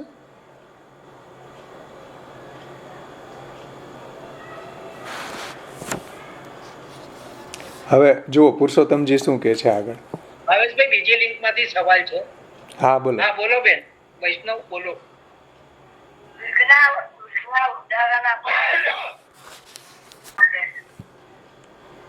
દુર્ગના ઉદાહરણ તો આપ્યા ને તમને, કે ભગવાન એને મારતા નથી. જેમ જરાસન છે, અમુકનો અર્જુનજી દ્વારા વધ કરાવ્યો, અમુકનો બલદેવજી દ્વારા વધ કરાવ્યો. આ દુર્ગ્ય જીવો. અને આપણા આ લોકની અંદર તો આપણે દુર્ગ્ય આપણી સામે જ બધા જોઈએ જ છીએ રોજે. જે ભગવાને 16મા અધ્યાયમાં દુર્ગ્ય જીવોના જ લક્ષણ બતાવ્યા, એને આપણે રોજ જોઈએ છીએ આ જગતમાં. આપણા ઘરમાંય હોય દુર્ગ્ય છે ને. આ લક્ષણ પ્રવૃત્તિ ચેતી વર્ણિતા. ધર્મમાં પ્રવૃત્ત થવું જોઈએ, અધર્મથી નિવૃત્ત થવું જોઈએ. આવે ને એમાં. હા, જો કાલ્યવન, જો કાલ્યવન ને ભગવાને ન માર્યો, મુચકુંદ દ્વારા હણાવ્યો. તો ભગવાન સમર્થ હતા, પણ ભગવાનને એક લીલા દ્વારા ઘણા પ્રયોજન સિદ્ધ કરવા હતા, તો ભાગી ગયા યુદ્ધ મેદાનમાં. હા, પ્રલંબ નહીં, બલદેવજી અણ્યો. જુઓ, હા, એને મુક્તિ ન આપી.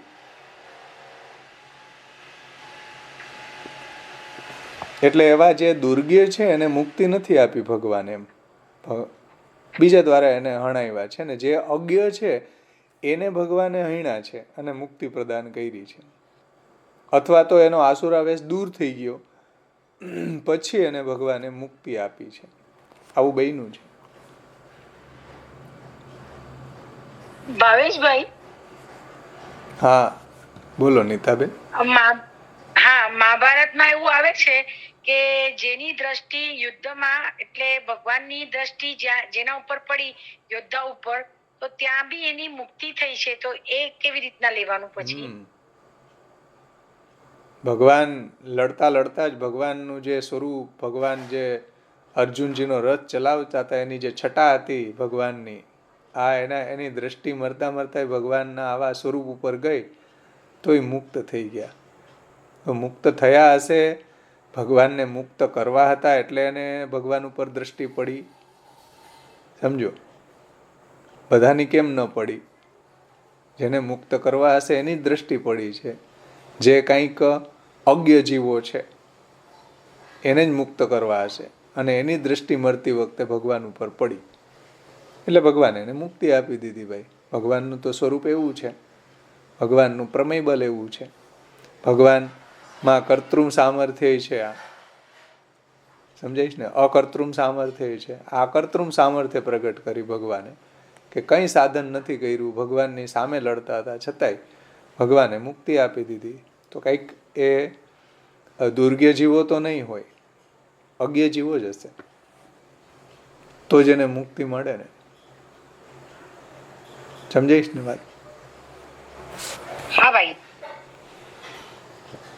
ચલો, બીજા કોઈને કઈ પ્રશ્ન ન હોય તો પુરુષોત્તમજીની ટીકા આપણે આગળ લઈએ. હા, જય શ્રી કૃષ્ણ. જય શ્રી કૃષ્ણ.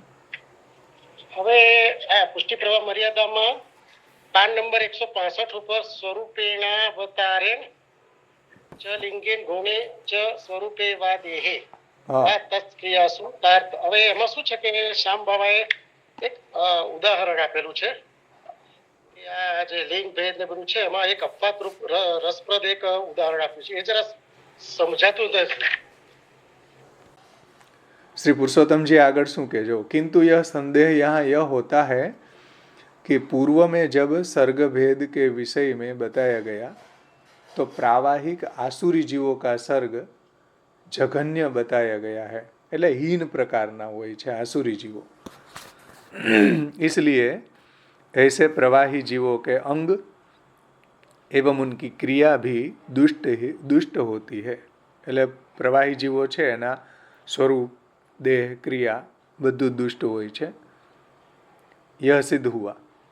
इस परिस्थिति में प्रावाहिक सर्ग में प्रवेश उन जीवों का ही होना चाहिए जो प्रवाही है, अन्यों का नहीं। પ્રવાહી જીવોની અંદર, પ્રવાહી સર્ગની અંદર તો એવા જ જીવો હોવા જોઈએ ને જે પ્રવાહી છે, બીજા ન હોવા જોઈએ। और ऐसे आसुरी जीव तो भगवान द्वारा वध किए जाने योग्य है, समझो। और ऐसे आसुरी जीव तो भगवान द्वारा वध किए जाने योग्य है, अनुग्रह करने योग्य नहीं है। किंतु राजा बलि एवं प्रहलाद जैसे उदाहरण इसके विपरीत दिखाई देते हैं। બધા આસુરી કુળમાં જન્મા છે છતાંય એને તો ભગવાને બહુ ઊંચું ફળ આપી દીધું ભાઈ। બલિરાજા જુઓ, પ્રહલાદ જુઓ, તો આમાં તો વિપરીત દેખાય છે। जो आसुरी कुल में थे किंतु फिर भी भगवान ने इन पर कृपा करी है, इन पर कृपा कर दी। इस प्रकार बाणासुर राक्षस था और उनकी सारी क्रियाएं भगवत धर्म से विरुद्ध थी, परंतु भगवान ने उसका भी वध नहीं किया।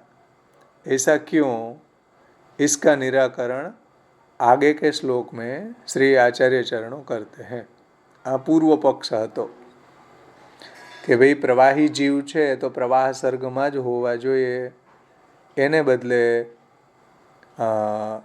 આવા આસુરી જે સર્ગ છે એની અંદર પણ આવા બાણાસુર, પછી બલિરાજા છે, પ્રહલાદજી જે છે એનો જન્મ જોવા મળે છે। તો આને કેમ સમજવો? તો શ્રી મહાપ્રભુજી આગળના શ્લોકમાં કહે છે, પ્રવાહેપી સમાગત્ય પુષ્ટિસ્થસ્તૈર ન યુજ્યતે સોપી તૈસ્તત્કુલે જાતા કર્મણા જાયતે યતઃ। કે પ્રવાહેપી સમાગત્ય, પ્રવાહ માર્ગમાં આવીને પણ પુષ્ટિજીવો છે એની સાથે એનો તાલમેલ બેસતો નથી। એવી રીતના પ્રવાહી જીવો પુષ્ટિકુળમાં જન્મી જાય તો એની સાથે એનો તાલમેલ બેસતો નથી। આવું કેમ થાય છે? તો કે કર્મણા જાયતે, તો એના કોઈ પ્રારબ્ધ કર્મને કારણે આવું થતું હોય છે। પણ પ્રારબ્ધ કર્મ બન્યું કેમ?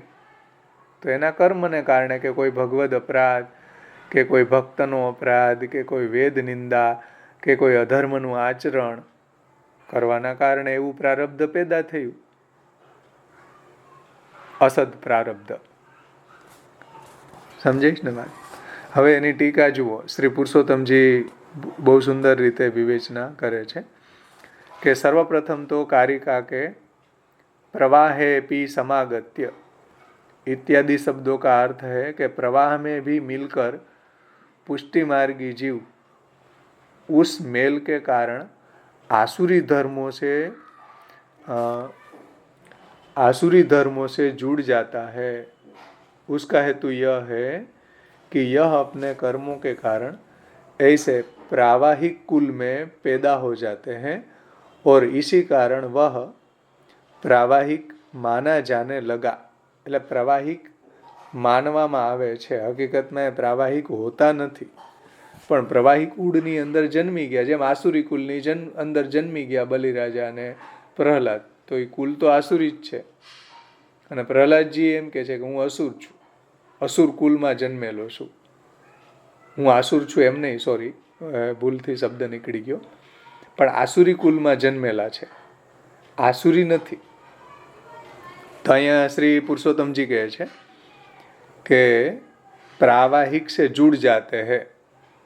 इसका हेतु यह है कि वह अपने कर्मों के कारण ऐसे प्रावाहिक कुल में पैदा हो जाते हैं। प्रावाहिक कुल से जुड़ जाते हैं नो मतलब कि प्रावाहिक कुल में जन्मी जाए छे एना कर्म ने कारणे, और इसी कारण वह प्रावाहिक माना जाने लगा। तो अपने पूर्व कर्म के कारण आसुरी कार्य करने पर भी उसका जीव तो आखिरकार पुष्टि मार्गी ही होता है, अतः भगवान उसे आसुरी कर्मों का निवारण करके फल देते हैं. એટલે એ જીવ દૈવી હોય અને ઇન્દ્રિયો એની આસુરી હોય, કર્મ એનું આસુરી હોય, તો આ વેરિએશનને કેમ સમજવું ભાઈ? સમજો. ભક્તિ દૈવેર ભવતી ન આસુરે. ભક્તિ દૈવી ઇન્દ્રિયોથી થાય છે, આસુરી ઇન્દ્રિયોથી નથી થતી. જીવ દૈવી હોય ને ઇન્દ્રિયો આસુરી હોય, તો આને કેમ સમાધાન કરવું? જેમ વૃત્ર હતા, વૃત્ર હતા તો દેહ ઇન્દ્રિયો આસુરી હતી, જીવ દૈવી હતો. આવું બને. તો આપણા જીવનમાં પણ એવું બને કે સેવા ન કરી શકે, જીવ દૈવી ન હોય પણ ઇન્દ્રિયો આસુરી હોય તો ભજન ન થાય. તો એને પુરુષોત્તમજી સમજાવે છે. જુઓ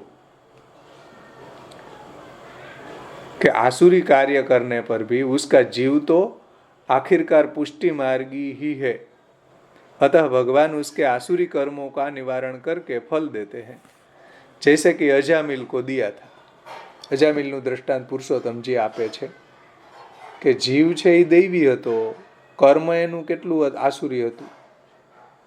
પોતાની પતિવ્રતા સ્ત્રીને છોડીને વૈશ્યાઓને રાખી, વૈશ્યાઓનું ભરણ પોષણ કરવા માટે ગુંડાગીરી કરી, ધન લૂંટી લેતો, ચોરી કરતો, ગુંડા, બધું જ રીતે એનું શાસ્ત્ર વિરુદ્ધ આચરણ હતું. તો એનું શાસ્ત્ર વિરુદ્ધ આચરણ દૂર કરીને એને મુક્તિ આપી.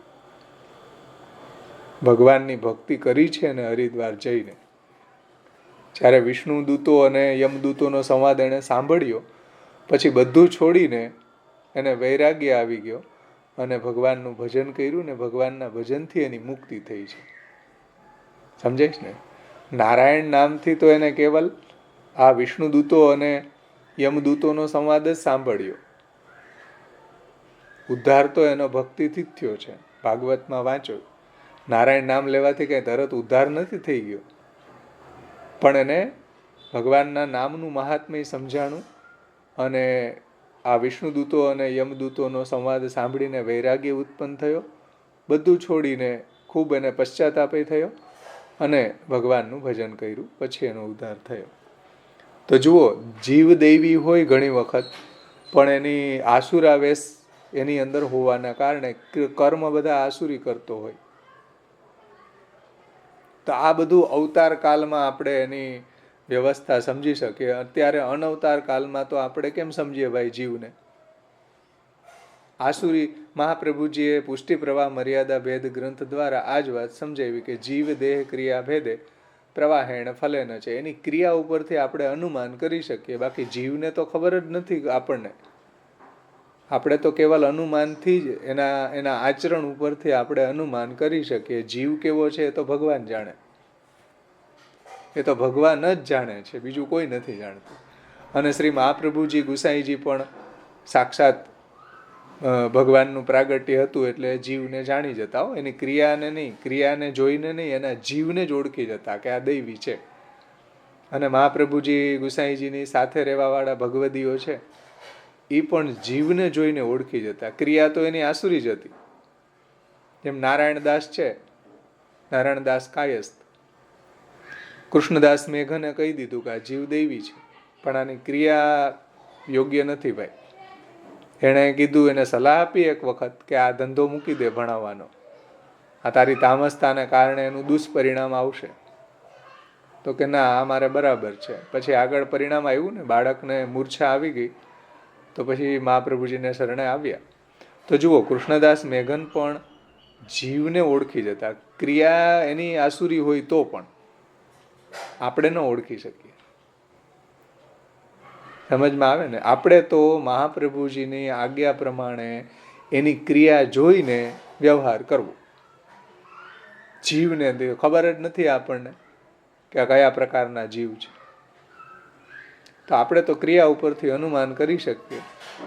નિબંધમાં શ્રી મહાપ્રભુજી આજ્ઞા કરે છે કે કૃપા પરિજ્ઞાનંચ માર્ગ રૂચ્યાયામ નિશ્ચિયતે કૃપા છે કે નહીં, આ દૈવી જીવ છે કે નહીં, એ માર્ગ રુચ્યાય આમ નિશ્ચિયતે, માર્ગમાં એની સ્થાયી રુચિ છે ભાઈ, દ્રઢતાના વાક્યો બોલે છે, એનો આશ્રય દ્રઢ છે, અને માર્ગ સંબંધી એવા પ્રશ્ન પૂછી રહ્યો છે, તો આપણે અનુમાન કરીએ કે આ દૈવી જીવ છે. બાકી જીવને જોઈને તો આપણે ક્યાં ઓળખીએ કોઈને?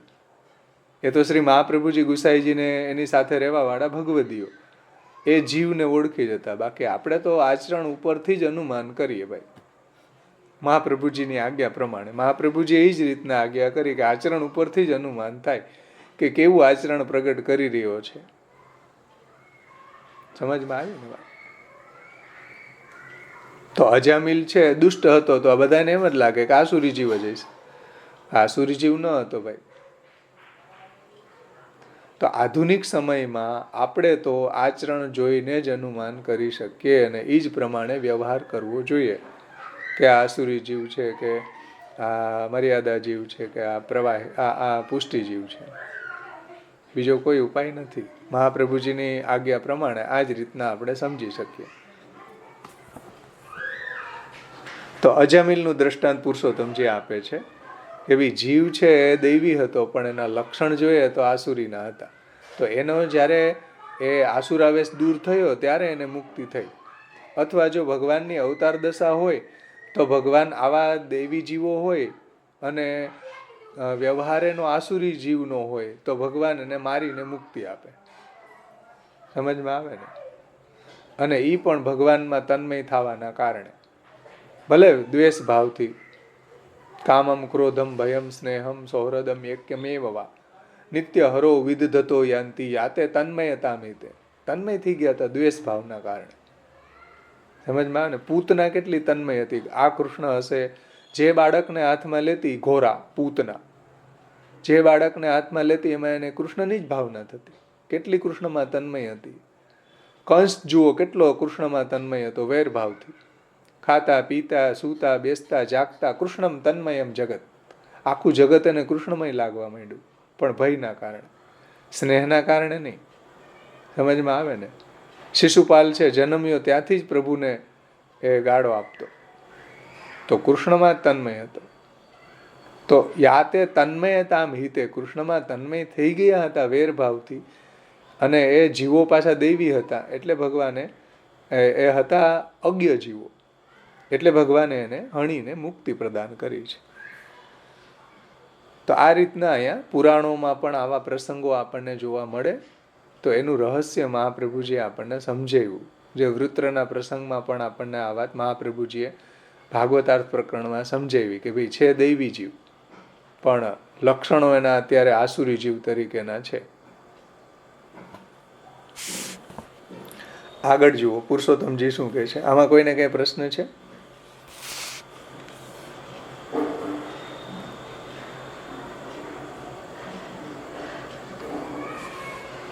આગળ पुरुषोत्तम जी શું આજ્ઞા કરે છે જુઓ. इसलिए उपर्युक्त दृष्टि से यदि असुरों पर भी अनुग्रह होता दिखाई देता है, પુરાણોમાં આવા પ્રસંગો જોવા મળે છે કે અસુરો ઉપર ભગવાન અનુગ્રહ કરે છે,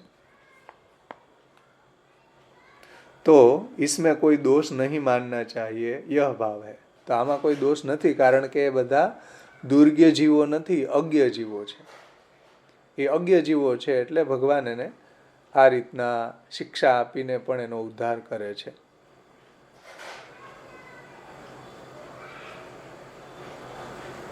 आसुरी कर्मों का तात्पर्य यह है कि भगवद अपराध करना, भक्त का अपराध करना, वेद निंदा करनी या अधर्म आदि करना, ऐसे आ अपराध अपराधना कारणे आवा बने छे ने.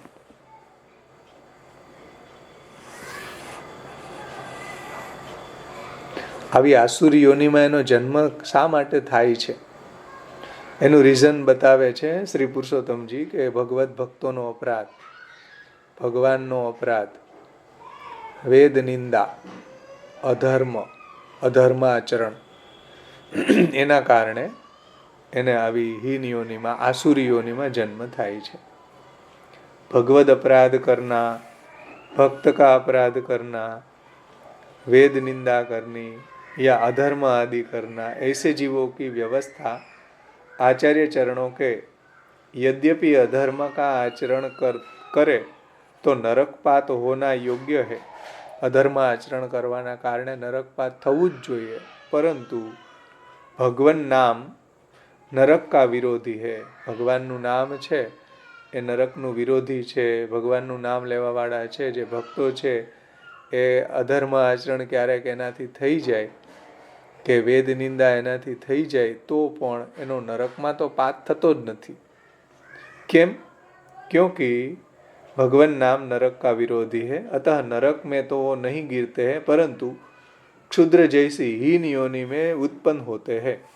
ऐसा श्री महाप्रभु जी ने सर्वनिर्णय निबंध में 216वीं कारिका में कहा है कि अत्रापि वेद निंदाया अधर्म करणात् तथा नरके न भवेत् पात किंतु हीने सुजायत पूर्व संस्कार तस्तत्र भजन मुच्येत जन्म भी અત્યંતાભિનિવેશ ચેત ન સંસારે યથા.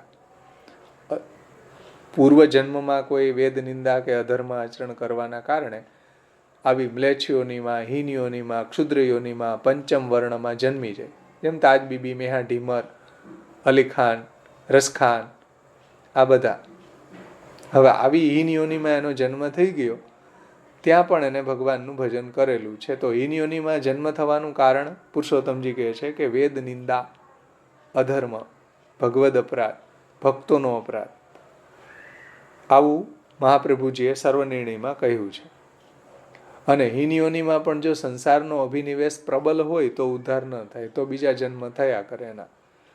પણ જો સંસારનો અભિનિવેશ ન થાય અને ભગવાનનું ભજન કરે તો એનો ઉદ્ધાર જરૂર થાય છે.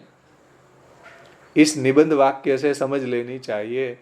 इससे यह भी समझे कि राजा बलि एवं प्रहलाद आदि के दुष्ट कर्म अल्प ही थे. बलि और प्रहलाद जी ना दुष्ट कर्म એટલા બધા ન હતા, રંચક હતા એમ. કારણ કે અસુર ભેગા રહેતા તો એના દેવોનું થોડું લડાઈ કરવી ને દેવોને હરાવવા ને આવું બધું એવા દુષ્ટ કર્મો એના હતા, પણ રંચક હતા, વધારે નહોતા.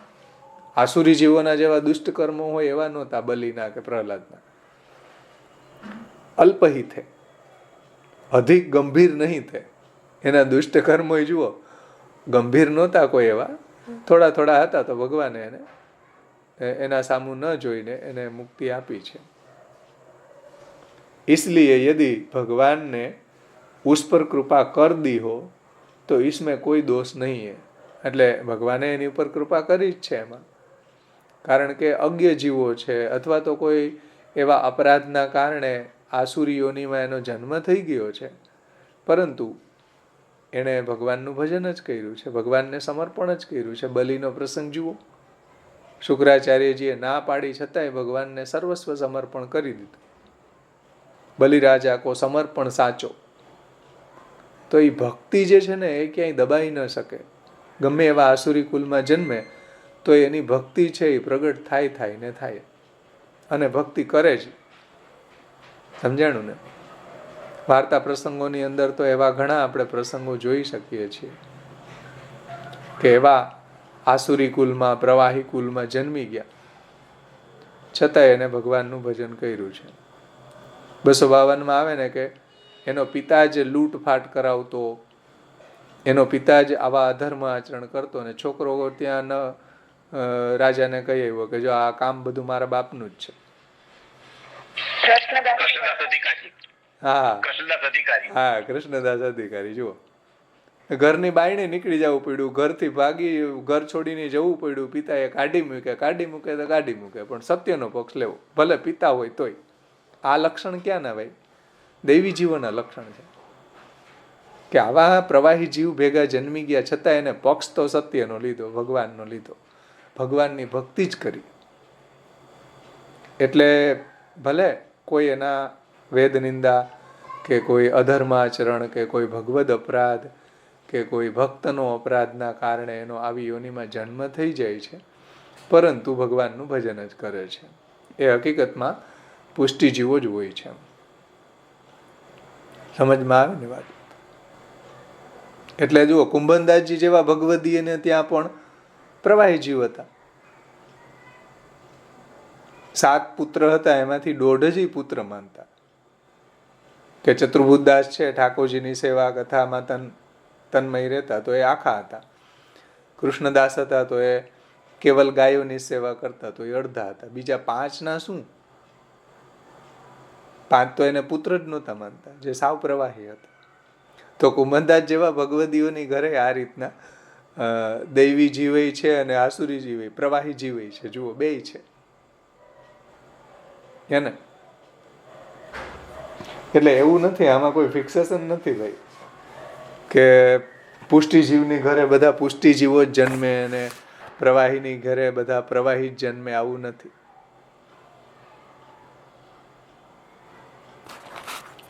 અહીંયા આ ગ્રંથ આપણો સંપન્ન થાય છે. આમાં કોઈને કાંઈ પ્રશ્ન હોય તો પૂછો.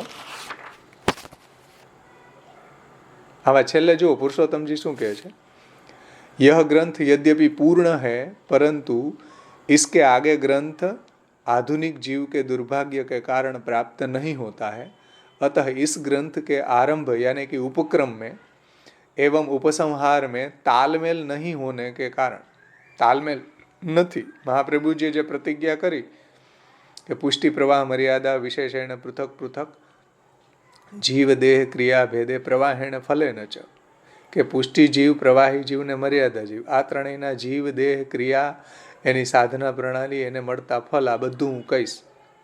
પણ ઉપસંહારમાં તો પ્રવાહી જીવનું 25% વર્ણન આવીને સમાપન થઈ જાય છે. તો તાલમેલ નહીં હોતા હૈ. तालमेल न होने जैसा दोष लागू नहीं पड़ता है. इसके आगे प्रवाह मार्गी सृष्टि करने का प्रयोजन, उनके साधन, उनके अंग, उनकी क्रिया एवं उनके फल क्या है, और मर्यादा मार्गी सृष्टि रचने का प्रयोजन, उनके स्वरूप, उनके अंग, स्वरूपांग क्रिया युतान, तो उनकी क्रिया, उनके साधन एवं उनके क्या फल मिलता है इत्यादि सभी बातों का ज्ञान हो जाए, इतने ग्रंथ की अपेक्षा शेष रह गई है. આ જ્ઞાન મેળવવા માટે આગળ ગ્રંથ હોવો જરૂરી છે. ગ્રંથ જ નથી તો એનું જ્ઞાન કેમ થાય? પરંતુ શ્રી મહાપ્રભુજીએ નિબંધ ઇત્યાદિ ગ્રંથોની અંદર એની હાઇલાઇટ બધી આપી દીધી છે. મર્યાદા જીવોની, પ્રવાહી જીવોની, એનું સ્વરૂપ, અંગ, ક્રિયા, આ બધું જ મહાપ્રભુજીએ સમજાવી દીધું છે. એને આપણે અધ્યયન કરીએ તો આપણને સમજમાં આવી જાય કે મર્યાદા જીવો છે, એનો સર્ગ, એના ક્રિયા, એને મળતું ફલ, એની સાધના પ્રણાલી, આ બધું મહાપ્રભુજીએ નિબંધમાં સમજાવી દીધું છે. તો અહીંયા આપણો ગ્રંથ શ્રી મહાપ્રભુજીની કૃપાથી સંપન્ન થયો. કાંઈ અન્યથા વ્યાખ્યાન થયું હોય તો શ્રી મહાપ્રભુજી અને શ્રી ગોકુલનાથજી જે ટીકાકારો છે આ ક્ષમા કરે. અહીંયા સુધીમાં કોઈને કંઈ પ્રશ્ન હોય તો પૂછો. બધાને આનંદ આવ્યો ને પુષ્ટિ પ્રવાહ મર્યાદા ભેદ ગ્રંથ સમજવામાં, કે આમ સમજાણો, કે શું તમારો અનુભવ કંઈક જતાવો.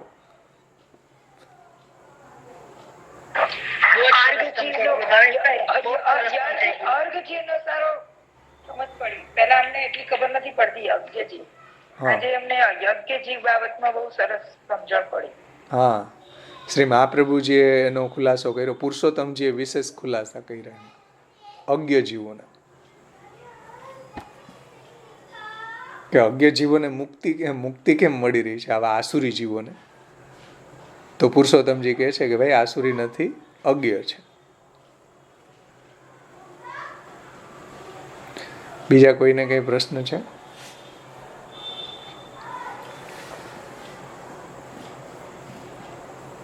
બધાને સારી રીતે સમજાણું ને? બધા પાસે પુસ્તક તો નહીં હોય, સાડીઓ હશે 50, 60, 70, 100.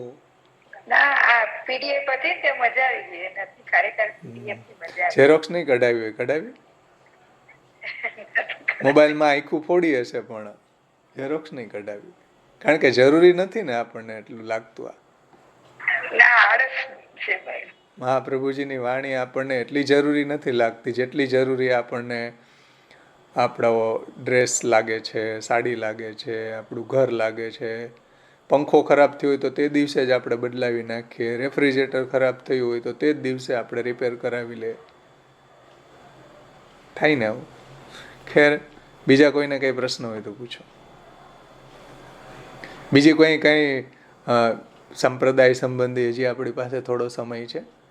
બીજા કંઈ પ્રશ્ન હોય તો આ વિષય સિવાય તો પણ આપણે એની ચર્ચા કરી શકીએ. ભાવેશભાઈ, એક પૂછવું હતું કે આમ જોઈએ તો પહેલેથી બધું નક્કી થયેલું જ છે, ભગવાને વરણ કરેલું જ છે. તો જીવના એંગલ થી એની પાસે એનું પોતાનું તો કઈ છે જ નહીં. જે બી કઈ કરે છે ભગવાન કરાવે છે એ કરે છે, કારણ કે વૈષમ્યના નિર્ગુણ્યનો દોષ બ્રહ્મને નથી લાગતો. હવે એક બાજુ એમ બી કહેવાય છે કે ભગવાન જેને ઉપર લઈ જવા માંગે છે એની પાસે સારા કર્મો કરાવે છે, જેને નીચે લઈ જવા માંગે છે એને પાસે ખરાબ કર્મો કરાવે છે. અને પાછું ત્રીજું વાક્ય એમ બી છે કે બુદ્ધિ પ્રેરક કૃષ્ણ શ્રી પાદ પદ્મ પ્રસિદ્ધ હતું. હા, તો આપણે આ બધું લીલા તરીકે લઈએ તો જ આ બધું બેસી શકે, બાકી ઇટ ઇઝ વેરી ડિફિકલ્ટ. નહીં તો આપણને એમ જ લાગે અરે આ કેમ આમ છે. આપણને જેટલું સામર્થ્ય આપ્યું હોય ભગવાને એ પ્રમાણે જ આપણે કરી શકવાના છે. એટલે ઓફકોર્સ હું એસ્કેપિઝમ નથી કહેતો, પણ એક બ્રોડ બેઝ આપણે જો થિંક કરીએ તો આ બધું લીલા તરીકે લઈએ તો જ આપણે સારી રીતે જીવી શકીએ અને એ રીતે આપણે કરી શકીએ, બાકી તો દુઃખી થવાનું આવે. આને આપણે બે રીતના સમજવું જોઈએ, એક તત્વદ્રષ્ટિથી અને એક લીલા દ્રષ્ટિથી. સમજો, એસૈવ સાધુ કર્મ કારયતિ તમ યમે ભો લોકેભ્યો ઉડીની સતી. એસૈવ અસાધુ કર્મ કારયતિ તમ યમેભ્યો લોકેભ્યો અધોની સતી. કે જેને ઉપર લઈ જવો હોય એની પાસે સારું કર્મ કરાવે છે, નીચે લઈ જવો હોય એની પાસે અધમ કર્મ કરાવે છે. તત્વદ્રષ્ટિથી વિચારીએ તો આ જ રીતના બ્રહ્મ લટકા કરે બ્રહ્મ પાસે. આત્મૈવ તદિદમ સર્વમ સૃજતે સૃજતિ પ્રભુ ત્રાયતે ત્રાતિ વિશ્વાત્મા હરતે હરતિ વિશ્વર અયમેવ બ્રહ્મવાદ. તત્વદ્રષ્ટિ તો આ જ છે કે સર્જન કરવાવાળો એ છે, સર્જન થવાવાળો પણ એ છે. જેનું સર્જન થઈ રહ્યું છે, જે પદાર્થોનું જળ ચેતન એ પણ એ જ છે. ત્રાયતે ત્રાતિ વિશ્વાત્મા, વિશ્વાત્મા ભગવાન પાલન કરવાવાળા પણ એ છે અને પાલન જેનું થઈ રહ્યું છે એ પણ એ જ છે. હરતે હરતી ઈશ્વર, ભગવાન ઈશ્વર જે નાશ કરવાવાળા એ છે ને જેનો નાશ થઈ રહ્યો છે એ પણ એ જ છે. એટલે બ્રહ્મવાદની દ્રષ્ટિ નહીં આવે તો પછી દુઃખી થવાનું જ છે. હા, બ્રહ્મવાદ કેળવવું જ પડશે. એટલે જે કઈ સર્વમ ખલુ ઇદમ બ્રહ્મ, પણ એનો મતલબ એમ નહીં કે આપણે કઈ કરવું નહીં. ન વૈષમ્ય નૈર્ગુણ્ય ચાપી, બ્રહ્મસૂત્ર છે, મહાપ્રભુજી નિબંધમાં કહે છે કે ભાઈ બ્રહ્મની અંદર કોઈ વૈષમ્ય નૈર્ગુણ્ય દોષ નથી. એટલે કોઈ વિષમતા કે નૈર્ગુણ્ય એટલે નિર્દયતા આવું નથી. આપણને એમ લાગે કે લોકની અંદર કોઈ ગરીબ છે, કોઈ અમીર છે, આવું કેમ? કોઈ સાયકલ લઈને જાય છે, કોઈ ચાલીને જાય, કોઈ ગાડી લઈને જાય, બધાની આવી વ્યવસ્થા કેમ? આપણને લાગે કે આ કેવોસ છે કે કોસ્મોસ છે. એટલે અંધાધૂંધી છે કે કોઈ આ સિસ્ટમ વાઇઝ ચાલી રહ્યું છે? આવો પ્રશ્ન થાય ને. તો જુઓ કે વૈષમ્ય નૈર્ગુણ્ય ચાપી, ન વૈષમ્ય નૈર્ગુણ્ય, આવી વિષમતા કેમ સૃષ્ટિમાં જોવા મળે છે? નૈર્ગુણ્ય એટલે કોઈ દુઃખી છે, કોઈ સુખી છે, કોઈ પીડાઈ રહ્યો છે દુઃખથી, કોઈ સ્વસ્થ છે. તો આવી અને પ્રલય કેમ થાય છે? તો ભગવાન નિર્દય કહેવાય છે? તો મહાપ્રભુજી કહે છે કે બાદરાયણ કહે છે કે નહીં, ન વૈષમ્ય નૈર્ગુણ્ય, ભગવાનની અંદર કોઈ વૈષમ્ય દોષ નથી. ભગવાન, કારણ કે ભગવાન જ સૃજતે સૃજતિ પ્રભુ ત્રાયતે ત્રાતિ વિશ્વાત્મા. એટલે ભગવાન બધું એ જ થયા છે. તો ભાઈ પોતાના આપણે એક તમાચો આપણા પોતાના ગાલ પર મારીએ તો ભાઈ પોતે જ પોતાના ઉપર એ બધું કરી રહ્યા છે. તો પછી જ્યાં આપણે દ્વૈતનો ભાવ આવે કે ભાઈ હું અલગ અને બ્રહ્મ અલગ, અથવા અહંતા મમતા, અવિદ્યાના કારણે અહંતા મમતાના ઘેરાવામાં ઘેરાઈ જઈએ તો આ બધો પ્રોબ્લેમ આવવાનો જ છે. એટલે ભગવાનની અંદર કોઈ વૈષમ્ય નૈર્ગુણ્ય દોષ નથી. ભગવાન તો ભગવાન જ બધા નામ રૂપ લઈને ક્રીડા કરી રહ્યા છે, તો એમાં વિષમ કોની સાથે થાય કે નિર્દય કોની સાથે થાય? ગીતામાં પાછું ભગવાન એમ બી કહે છે ને કે સમોહમ સર્વભૂતેષુ ન દ્વેષ્ટિ અસ્તિ ન મે પ્રિય. એ ભજનથી મામ તુ ભક્ત, એ જે છે મયી તે તેષુ ચાપ્ય. હા, મયી તે તેષુ ચાપ્યહમ. તો એટલે આમ એક બાજુ ભક્ત મને સૌથી પ્રિય છે, પણ ભક્ત પણ બ્રહ્મ જ બન્યા છે ને, બીજું તો કોઈ છે નહીં. કારણ કે સ એકાકી ન રમતે સ્વદ્વિતીયમ એચ્છત પતિશ્ચ પત્નીશ્ચ ભવત. એટલે તત્વ એંગલ થી આ તત્વ આપણું જે કીધું છે ને, હા, શાસ્ત્રમાં બી કીધું સજાતીય વિજાતીય સ્વગત વેશ વિવર્જિત બ્રહ્મ. કોઈ વેદ જ નહીં, વધુ આ બધા જે તમે રૂલ્સ, હા, આ બધા રૂલ્સ તમે જે કહી રહ્યા છો ને, એ તત્વ દ્રષ્ટિના છે. લીલા દ્રષ્ટિને પણ સમજવી જરૂરી છે. તત્વ દ્રષ્ટિ સાથે સાથે જો લીલા દ્રષ્ટિ ન હોય તો ભગવાનની લીલા સાંગોપાંગ સમજમાં ન આવે ભાઈ. એટલે લીલા દ્રષ્ટિ પણ જરૂરી છે.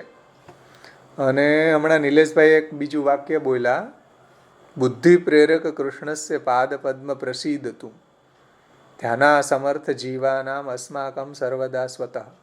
શ્રી મહાપ્રભુજી ભાગવતાર્થ પ્રકરણમાં આજ્ઞા કરે છે. તો બુદ્ધિ પ્રેરક કૃષ્ણસ્ય એટલે શું? ખરાબ બુદ્ધિ પ્રેરે છે, ચોરી કરવાની બુદ્ધિ પ્રેરે, પછી તમે એમ કહો કે બુદ્ધિ પ્રેરક કૃષ્ણસ્ય પાદ પદ્મ પ્રસીદતું ધ્યાના સમર્થ જીવાનામ અસ્માકમ સર્વદા સ્વતઃ. ચોરી કરવાની બુદ્ધિ પ્રેરે છે ભાઈ. બુદ્ધિ પ્રેરક એટલે શું? ખરાબ કામ કરવા વાળા એમ કે બુદ્ધિ પ્રેરક કૃષ્ણ સે પાદ પદ્મ પ્રસિદ્ધ. આસુરી જીવોના હાથમાં આ સૂત્ર આવી જાય, બુદ્ધિ પ્રેરક તો કૃષ્ણ જ છે ને ભાઈ, અમે આ બધું કરીએ છીએ. વિવેક ક્યાં ગયો પછી?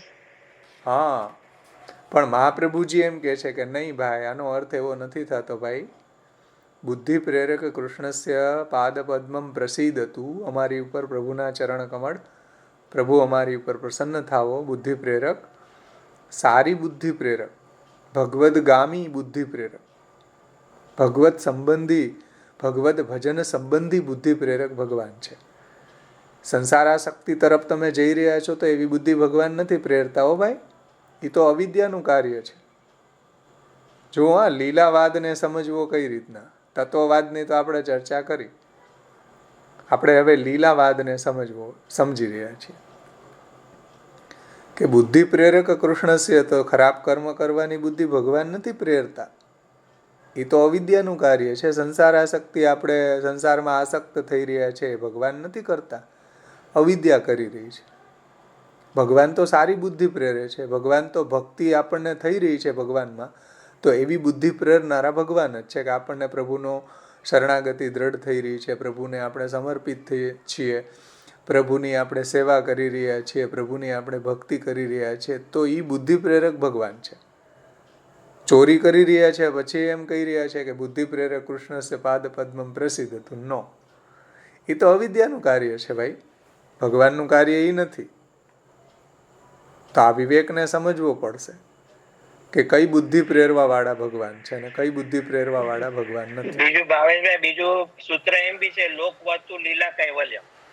એ તો ભગવાનની લીલા જે છે એ લોકવત છે. ભગવાન જ્યારે ભૂતલ ઉપર પ્રગટ થાય છે ત્યારે લોકવત લીલા કરે છે, કારણ કે લોકની અંદર જે ભક્તો છે એનો નિરોધ કરવો છે. લોકવત લીલા ન કરે તો ભૂતલ ઉપર પ્રગટ થાય ને લીલા જ પોસિબલ નથી ને. એમ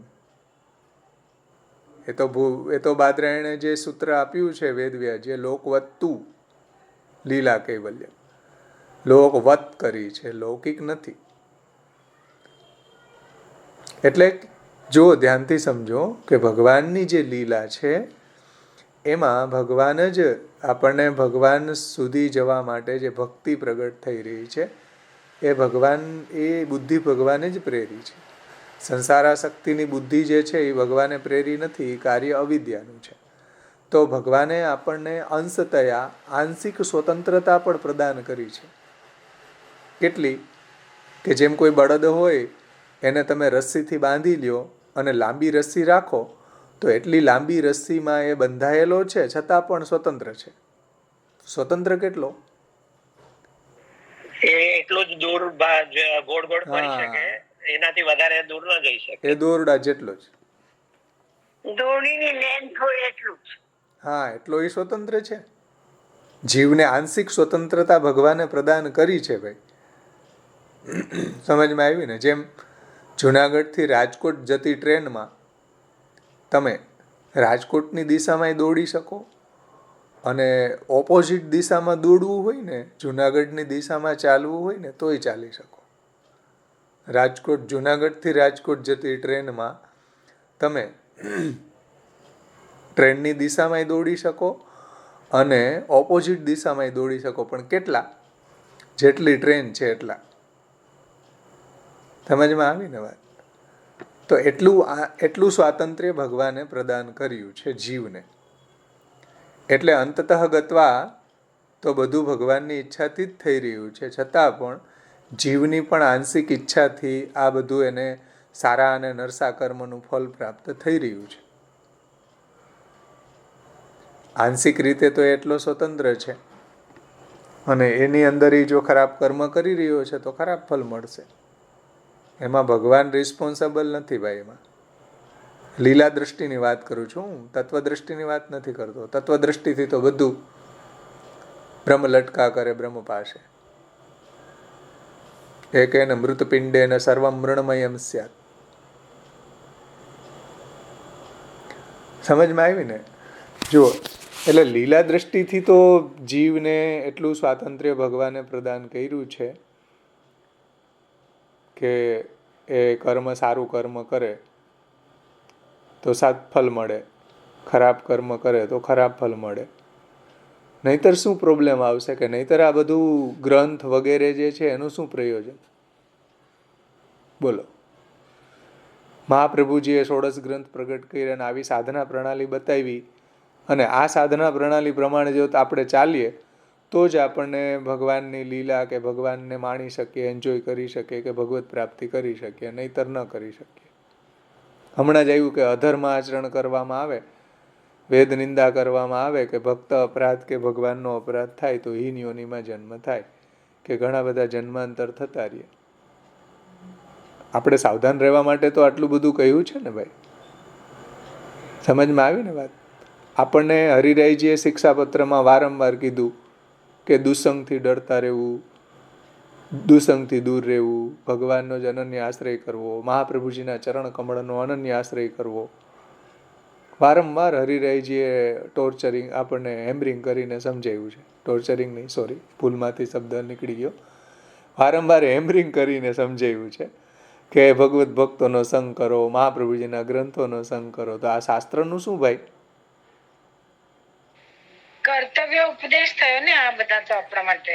હા, તો બધું જ જો એની જ લીલા, એનું જ જો બન્યા હોય ને એની ઈચ્છાથી જ થતું હોય તો આવું બધું પ્રગટ કરવાનું શું પ્રયોજન? હું તમને થોડી જટિલતા આપણેની ચર્ચા કરી રહ્યા છીએ. છેલ્લે ક્લાઇમેક્સ શું છે એ તો હું કહીશ તમને. ક્લાઇમેક્સ શું છે? તત્વદ્રષ્ટિ ને લીલા દ્રષ્ટિ. પણ આવું બધું ગ્રંથોનું પ્રયોજન શું? શાસ્ત્રો શા માટે પ્રગટ થયા? જીવ સ્વતંત્ર છે કે નહીં? કે બધું ભગવાનની ઈચ્છાથી જ થાય છે? એટલે એટલી સ્વતંત્રતા આપી કે તમે આ પોતાના વિવેક બુદ્ધિનો ઉપયોગ કરીને આવી રીતના આગળ વધો. હા, તો એ ભગવાનની ઈચ્છાથી થાય છે કે નહીં? એટલે જાનવરને બુદ્ધિ નથી આપી, મનુષ્યને બુદ્ધિ આપી છે, એટલો ફરક રાખ્યો છે. એટલે બુદ્ધિનો ઉપયોગ કરો. એ જાનવરને તો આપણા કરતા વધારે બુદ્ધિ છે, એવું નથી હો ભાઈ. ના, શાસ્ત્ર સમજવામાં. હા, એ બરાબર. બધું સર. બાકી આમ ઇન્ટેલિજન્ટ આપણા કરતા વધારે જાનવર છે, વફાદાર જાનવર વધારે છે મનુષ્ય કરતા. હા, ધાર્મિક બરાબર છે કે ધર્મશાસ્ત્રને સમજવામાં એ લોકોને એવું નથી બુદ્ધિ. આપણને પ્રભુએ એવી બુદ્ધિ આપી છે. બાકી તો આહાર નિંદ્રા ભય મૈથુનંચ સામાન્ય મેતત પશુભી નરાણા ધર્મેણ હીના પશુભી સમાના ધર્મો હિ તેષામ અધિકો વિશેષામ. ધર્મેણ હીના પશુભી સમાના, કે બધા પશુ જેવા જ છે. ધર્મ માણસને માણસ બનાવે છે. ધર્મેણ હીના પશુભી સમાના ધર્મો હિ તેષામ અધિકો વિશેષામ. ધર્મ છે એને પશુ જીવનમાંથી મનુષ્ય બનાવે છે. પણ આ વાતને સમજવી કેમ? એક બાજુ આપણે એમ કહીએ કે બધું ભગવાનની ઈચ્છાથી થઈ રહ્યું છે, એક બાજુ આપણે એમ કહીએ કે જેવું જો ભાઈ દુસંગથી ડરતા રહેજો, દુસંગ થશે તો જન્માંતર થઈ જશે, કે નરકે ન ભવેત પાતક કિંતુ હિને સુજાયતે, આ બધા ગ્રંથો પ્રગટ થયા, એ પ્રમાણે જીવન જીવવું જોઈએ. તસ્મા શ્રી વલ્લભાખ્ય તદુદિત વચનાત અન્યથા રૂપયંતી ભ્રાંતાયતે નિસર્ગ ત્રિદશ રિપુતયા કેવલા અંધન તમોગા.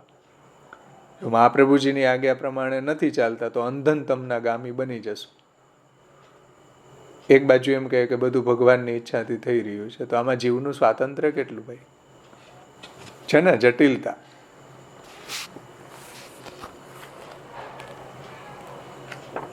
આને કેમ સમજવું?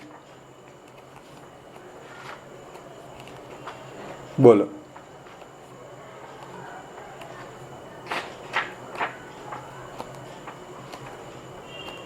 એટલે બેલેન્સ કેવી રીતના કરવાનું પછી આને? હા, એ તો હું પૂછું છું કે આને સમજવું કેમ?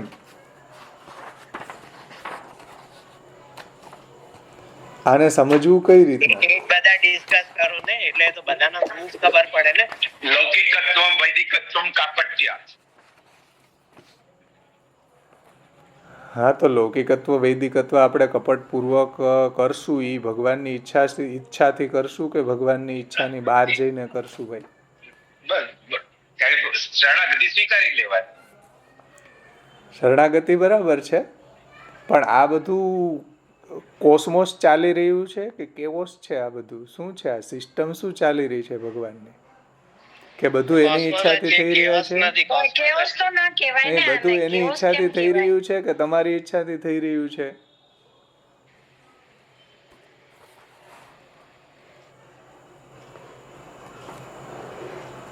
ઈચ્છા તો ભગવાનની જ ચાલે છે, મનુષ્યની ઈચ્છા ના ચાલે. ભગવદ ઈચ્છા સર્વોપરી છે, એટલે દરેક વખતે. તો આ શાસ્ત્રનું શું પ્રયોજન? એટલે ગીતામાં ભગવાન કહે છે ને કે ભાઈ આ બધાને તો મેં પહેલેથી મારી રાખ્યા છે, પણ તું તારું કર્મ કર. સ્ક્રિપ્ટમાં બધાને મેં મારી જ રાખ્યા છે.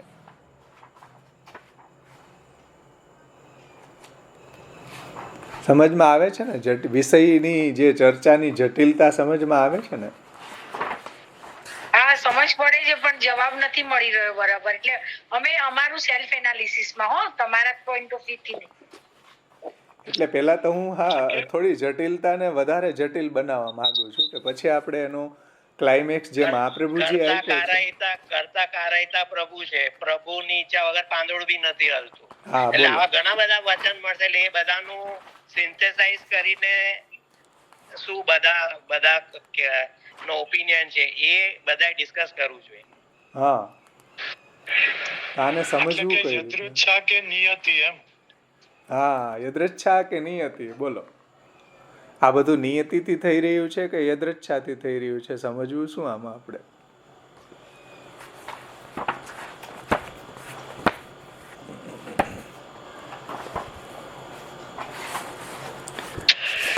જે કે છે ને યદૃચ્છામાં નિયતિ છે અને નિયતિમાં યદૃચ્છા છે.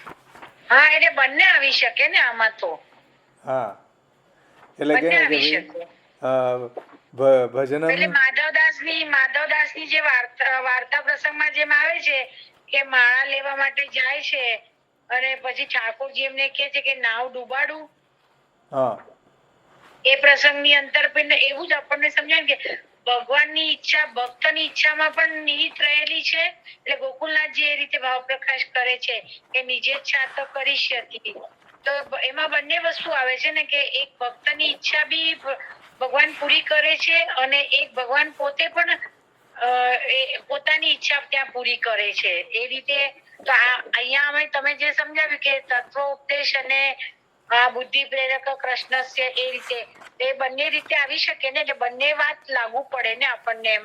નીતાબેન, તમે ભક્ત કીધું તો ભક્ત એટલે કયો કેટેગરીનો ભક્ત? 100%, 50%, 75%, 90%? હા, ગીતાજીમાં આવે છે કે કશ્ચિદેવ હિ ભક્તો હિ, તો ભક્ત તો એટલે એકાદ જ શક્ય થાય છે. એટલે એ રીતે ભક્ત લઈએ તો એમ ભક્તિ હેતુ નિર્ણય અને બીજા જે ભક્તિ અંશમાં એમાં ગુસાઈજી એ પ્રૂવ કર્યું છે કે ભાઈ આજે બધાને ભક્તિ મળવી શક્ય નથી. યમે વૈશ્ય વૃણુતે તે ન લભ્ય. એટલે એક બાજુ એ બી વાક્ય છે કે ભાઈ ભગવાન જેનું વર્ણન કરે છે એને જ આ પ્રાપ્તિ થઈ શકે. આના માટે શ્યામબાવાશ્રીનું એક પુસ્તક છે આ બધી ડિબેટને સમજવા માટે, શરણાગતિની વિચાર ગોષ્ઠી, જે મોટું સેમિનારનું છે એ નહીં, પણ શરણાગતિની જ્યારે સેમિનાર થઈ ને અને ત્યારે આ સંદર્ભમાં ઘણા બધા પ્રશ્નો રસિકભાઈએ કર્યા હતા ત્યાં શ્યામબાવાશ્રીની ઘરે. એના ઉપર એક આખું જવાબ જે શ્યામબાવાશ્રીએ બધા શાસ્ત્રના કોટેશનો દ્વારા આ રહસ્યને સમજાવ્યું છે. અને એ છે શરણાગતિની વિચાર ગોષ્ઠી. નાનું પુસ્તક છે, શાયદ 30 કે 40 પેજનું. એમાં આ બધા પાસાઓને સમજાવ્યા છે. અને એનો નિષ્કર્ષ એવો છે, આનો મતલબ કોઈ રોંગ નહીં લેતા, જોકે રોંગ એ જ વ્યક્તિ લેશે કે જેને ભગવાનને નથી સમજાવવું. પણ હકીકત તો એ છે કે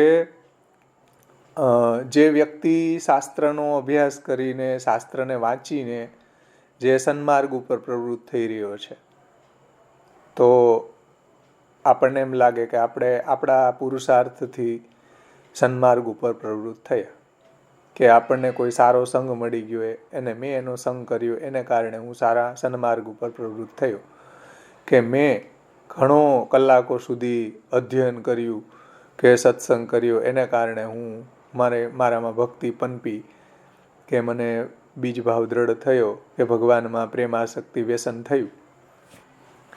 આવું આપણને લાગતું હોય છે. આપણે પ્રવાહી જીવને, મર્યાદા જીવને અત્યારે સ્કીપ કરીએ, પુષ્ટિ જીવનો વિચાર કરીએ.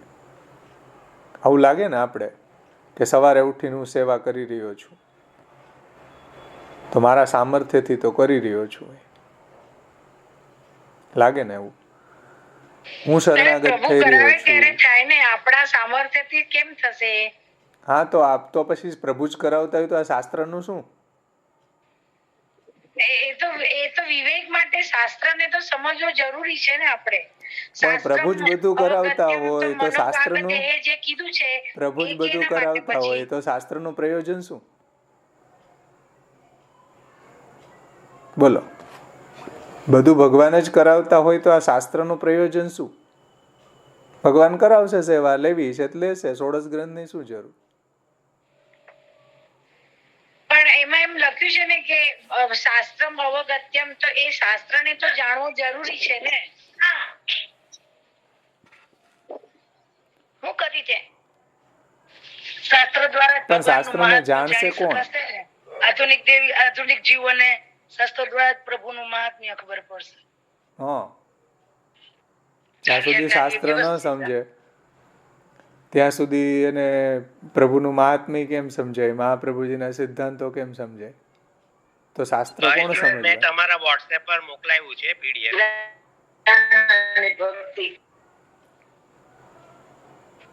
તસ્માત શાસ્ત્ર પ્રમાણંતે કાર્યમ કાર્ય વ્યવસ્થિત જ્ઞાત્વા શાસ્ત્રમ વિધાનોક્તમ કર્મ કર્તુમિહ અર્હસી. ભગવાન ગીતાજીમાં કહ્યું.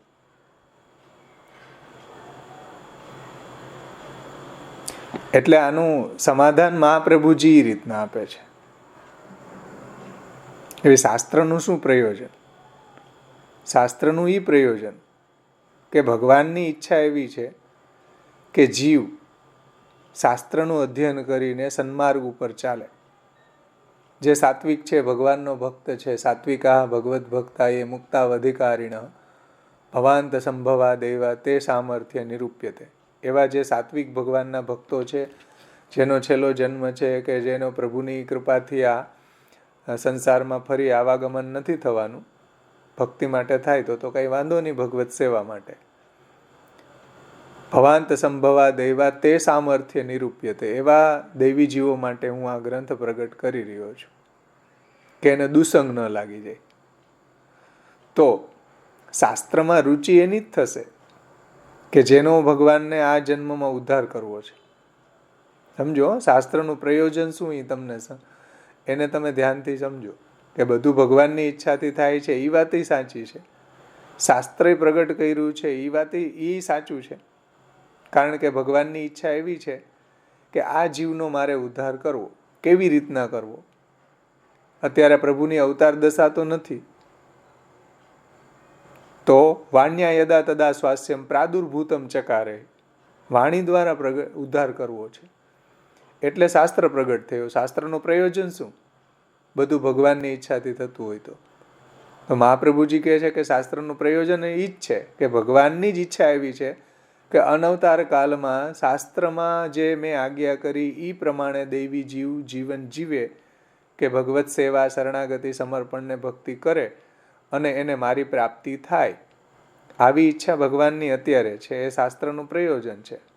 એટલે શાસ્ત્રમાં કોઈને રુચિ થઈ રહી છે, મહાપ્રભુજીના ગ્રંથોમાં કોઈને રુચિ થઈ રહી છે, મહાપ્રભુજીના ગ્રંથ પ્રમાણે કોઈ જીવન જીવી રહ્યું છે, તો એનો ઉદ્ધાર ભગવાનને કરવો છે. એની નિશાની છે કે ભગવાનને મહાપ્રભુજીની વાણી દ્વારા આ જીવનો ઉદ્ધાર કરવો છે. એટલે એ જીવ મહાપ્રભુજીની વાણીમાં શ્રદ્ધાશીલ થયો, એટલે મહાપ્રભુજીની વાણીમાં નિષ્ઠા આવી, એટલે મહાપ્રભુજીની આજ્ઞા પ્રમાણે ભગવત સેવા, શરણાગતિ, સમર્પણ કે ભક્તિ કરી. સમજમાં આવ્યું ને? ભગવાનની ઈચ્છા શાસ્ત્ર દ્વારા ઉદ્ધાર કરવાની છે. એટલે ભગવાને અર્જુનજીને કહ્યું કે તસ્મા શાસ્ત્રમ પ્રમાણમ તે કાર્ય વ્યવસ્થિત. હવે તારે શાસ્ત્ર પ્રમાણે કરવું, તો હું જ્યારે શાસ્ત્ર પ્રમાણે કરી રહ્યો છું તો એ મારી ઈચ્છાથી કરી રહ્યો છું કે ભગવાનની ઈચ્છાથી કરી રહ્યો છું? મહાપ્રભુજી એમ કહે છે કે ભગવાનની ઈચ્છાથી કરી રહ્યા છે. ભગવાન તમને એવી બુદ્ધિ પ્રેરી રહ્યા છે કે તમે શાસ્ત્ર પ્રમાણે જીવન જીવો, તો જ તમે શાસ્ત્ર પ્રમાણે જીવન જીવી શકો, નહીંતર ન જીવી શકો. સમજાઈશ ને વાત? ભગવાનની ઈચ્છા એવી છે કે આ જીવ મારી સેવા કરે, તો જ આપણે સેવા કરી રહ્યા છીએ. નહીંતર કોઈ દિવસ સેવા કરી જ ન શકે. તો બધા કેમ નથી કરી શકતા? જો જીવકૃતિ સાધ્ય હોય તો સેવા કે શરણાગતિ કે સમર્પણ. તો આ બધાનું પ્રયોજન છે ભગવાનને આ માધ્યમથી એનો ઉદ્ધાર કરવો છે. વાણ્યા યદા તદા સ્વાસ્યમ પ્રાદુર્ભૂતમ ચકારે, વાણી દ્વારા ઉદ્ધાર કરવો છે. એટલે શાસ્ત્રો પ્રગટ થયા. તેમાં ભગવાનની ઈચ્છા કામ એ રીતના જ કરી રહી છે કે આ જીવ આ શાસ્ત્રનો અભ્યાસ કરીને, આ મહાપ્રભુજીના ગ્રંથોનું અધ્યયન કરીને, આ મહાપ્રભુજીએ જે સાધના પ્રણાલી બતાવી એ સાધના પ્રણાલી ઉપર ચાલીને મારા સુધી પહોંચી જાય. આવી ભગવાનની ઈચ્છા છે એટલે મહાપ્રભુજી પ્રગટ થયા. આવી ભગવાનની ઈચ્છા છે એટલે મહાપ્રભુજીના ગ્રંથો પ્રગટ થયા. આવી ભગવાનની ઈચ્છા છે એટલે આપણે મહાપ્રભુજીના ગ્રંથોમાં આપણને નિષ્ઠા આવી કે મહાપ્રભુજીના ગ્રંથો પ્રમાણે આપણે આપણું જીવનને બનાવી શકીએ. આ ભગવાનની ઈચ્છા છે કે ભગવાનને આપણને પ્રાપ્ત થવું છે, એટલે આપણને આ શાસ્ત્રમાં રુચિ થઈ રહી છે. સમજમાં આવે ને? એટલે આપણે કોઈને કોઈ શાસ્ત્રમાં કોઈને શ્રદ્ધા કે શાસ્ત્રમાં કોઈને નિષ્ઠા ઉત્પન્ન નથી કરી શકતા. તો ભગવાનને જેનો ઉદ્ધાર કરવો છે, ભગવદ ઈચ્છા જ કામ કરે છે ને. ભગવદ ઈચ્છા જ કામ કરે છે. તો આ એક ભગવાનને કઈ રીતના જીવનો ઉદ્ધાર કરવો છે એનું આ રહસ્ય છે. એમાં આપણું જીવનું સ્વાતંત્ર્ય કેટલું, એ સ્વાતંત્ર્ય ભગવાને જ પ્રદાન કરેલું છે. અને સ્વાતંત્ર્ય પાછા ભગવાનની ઈચ્છાની બહાર નથી. આપણું સ્વાતંત્ર્ય કોઈ એમ કહેતા હોય કે તો હવે મજા પડી ગઈ, હવે ભગવાનને સેવા લેવી છે તો લેશે, નહીં લેવી છે તો નહીં લે, હવે આપણે આનંદ કરો ને ભાઈ, સંસારમાં મોજ મારો ને. તો મહાપ્રભુજી કહે છે કે તમારું વરણ પુષ્ટિમાં નથી કરેલું, તમારું વરણ છે ભગવાને પ્રવાહી જીવમાં કરેલું છે.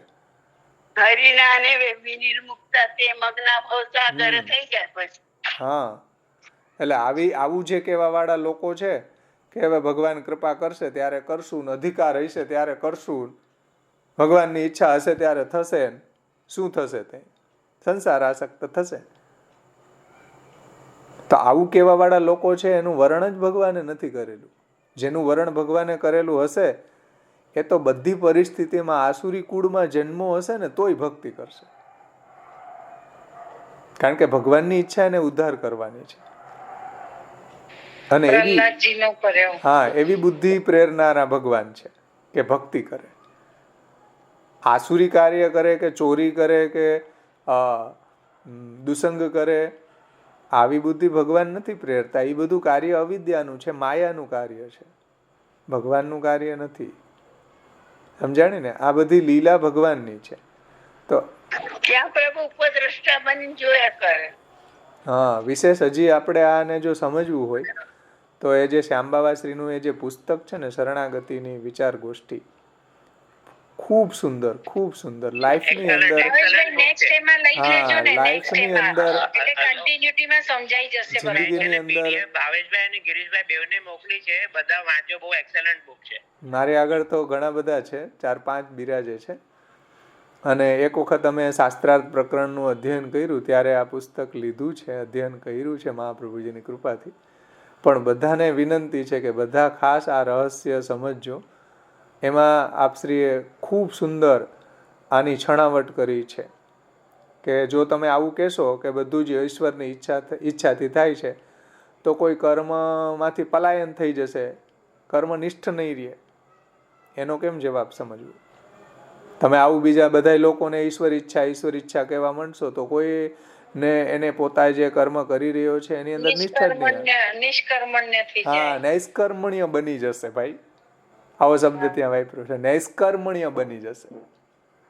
બહુ ફાઇન, ખૂબ અદ્ભુત પુસ્તક આપણે સમજાવ્યું. એને કેમ રીતના સમજવું? એને કોઈ તમને આવો પ્રશ્ન પૂછે શું જવાબ આપશો? ચલો, આ પલાયન વૃત્તિ છે. કોઈ એમ જ કહેશે આપણને કે બધું ઈશ્વર ઈચ્છા બલી એસી કહો છો કે બુદ્ધિ પ્રેરક કૃષ્ણ છે, પાદ પદમાં પ્રસિદ્ધ તું કહો છો, તો અમારું સ્વાતંત્ર્ય નથી ભાઈ, અમે જો આ કાર્ય કરી રહ્યા છીએ. પણ આને સમજવા માટે આ પુસ્તક બેસ્ટ. બધા જ જ્યાં જ્યાં મહાપ્રભુજીના ગ્રંથોમાં આવા જે કોટેશનો છે બધાનો ત્યાં સંચય કરીને શ્યામબાવાશ્રીએ ખૂબ સુંદર રીતે સમજાવ્યું છે. અને આ જો સમજીએ ને તો આપણી શરણાગતિ દ્રઢ થાય. સમજો, આ જે પુસ્તકમાં જે રીતના આખી ડિસિપ્લિન સમજાવી છે તત્વબોધ ને લીલાબોધની, તો આપણી શરણાગતિ સ્ટ્રોંગ બને. નહીતર આપણે ક્યાંક ને ક્યાંક આપણો ઈગો આપણને છેતરી જાય, ક્યાંક ને ક્યાંક આપણો ઈગો આપણને બાધારૂપ થઈ જાય. જો આ પુસ્તકમાં જે આપે મહાપ્રભુજીના ગ્રંથોથી આને સમજાવ્યું છે શરણાગતિને, એ રીતના જો આપણે પ્રવૃત્ત થાય તો આપણને શરણાગતિ ખૂબ દ્રઢ થઈ જાય. બહુ અદ્ભુત પુસ્તક છે. બધાને ખાસ મારી વિનંતી છે, ફરીથી કહું કે બધા વાંચજો. તો આશ્રયનું પોત બોલી સમાપન કરીએ. સમય વધી ગયો ખૂબ, તમારો લઈ લીધું મેં. આઈ એમ સોરી.